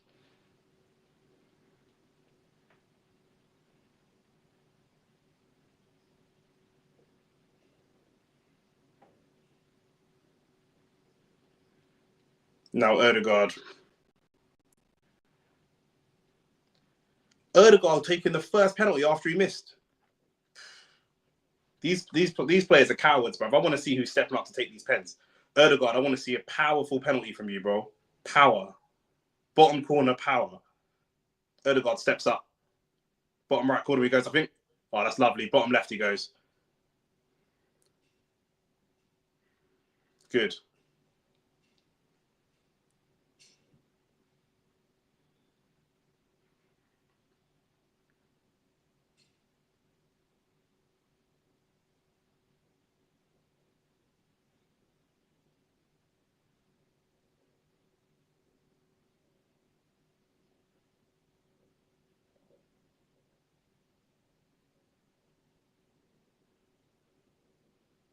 Who's this now? Amad Diallo.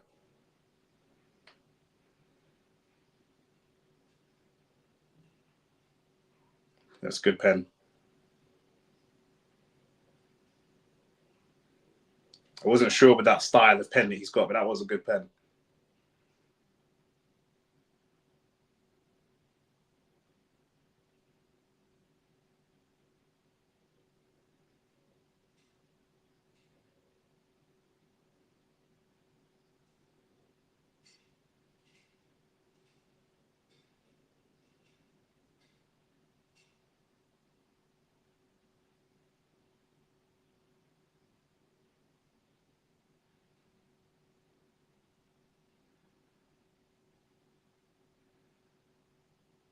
Havertz on the second pen.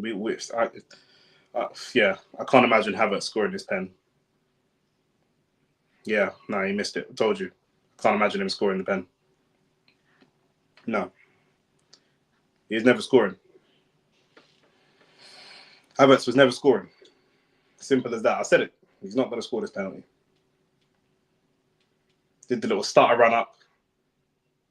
Keep it in by it. No power. It's a good save, to be fair. It's good placement on the pen. It was going right in the corner, to be fair. It's a good save. Now that's it. The pressure's on. Havertz has fucking killed us. He's absolutely fucking killed us this game.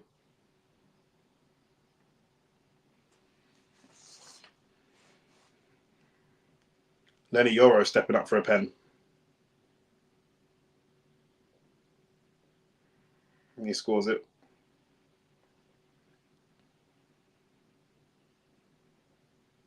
Yep, another trophyless year for Arsenal.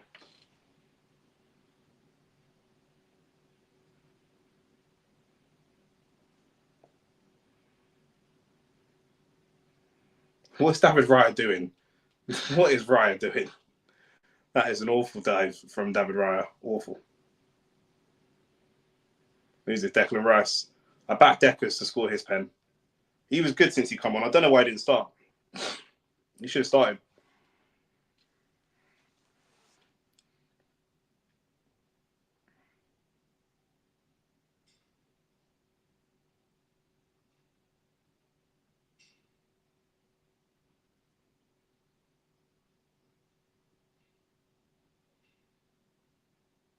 It's a good pen. Yeah, he scores it. Keeper went the right way as well, to be fair. His keeper's actually decent. His distribution was shit. He looked terrible at the beginning of the game, but he's grown into the game. Like I said, we should have capitalised when he was struggling, because there was a period in the game where the keeper looked really not very confident.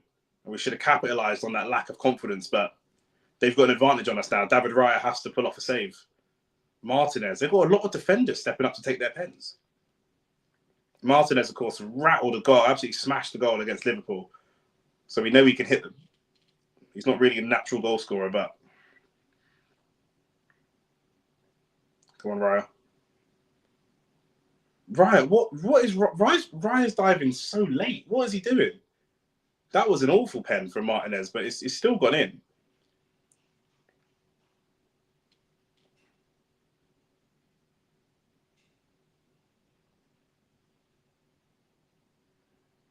That's a terrible penalty, I'm not going to lie. But Raya dived the wrong way. Raya just held his nerve a little bit. He could save that. It's a very savable penalty. Oh my God, Thomas Partey. Really? He's going to fucking smash this over.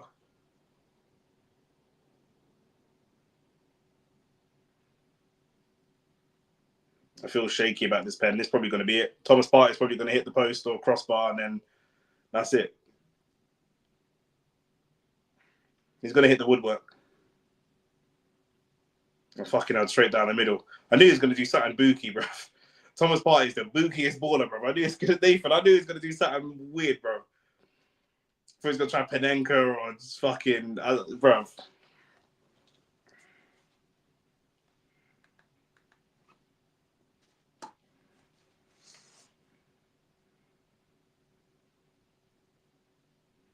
Joshua Zirkzee to win it.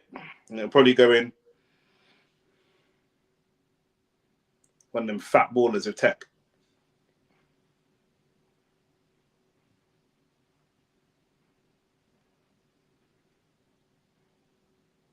What Ryan's dived the wrong way. Like, he dived out of the way of the pet every single time.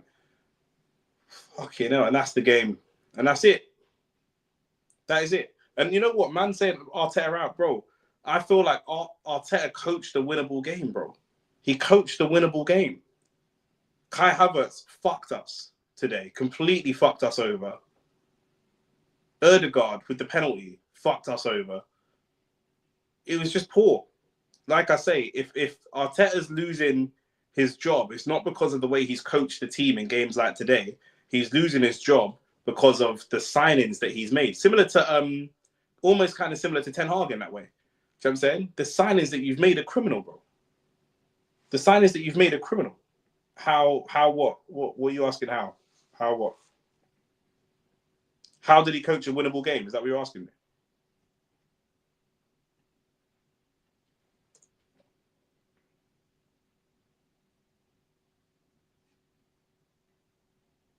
The reason I say he coached a winnable game is because, like, in this game, yeah, in this man said, hold that, fuck you, Nathan. What are you confused about, Ahmad? Hear what I'm saying, yeah? Listen carefully, yeah? Listen. In this game, in the 90 minutes, yeah? In the 90-minute game, not extra time, not added time. Manchester United's XG for the 90-minute game, that's expected goals, yeah? That's all the shots they've had accumulated into that, the percentage chance that is.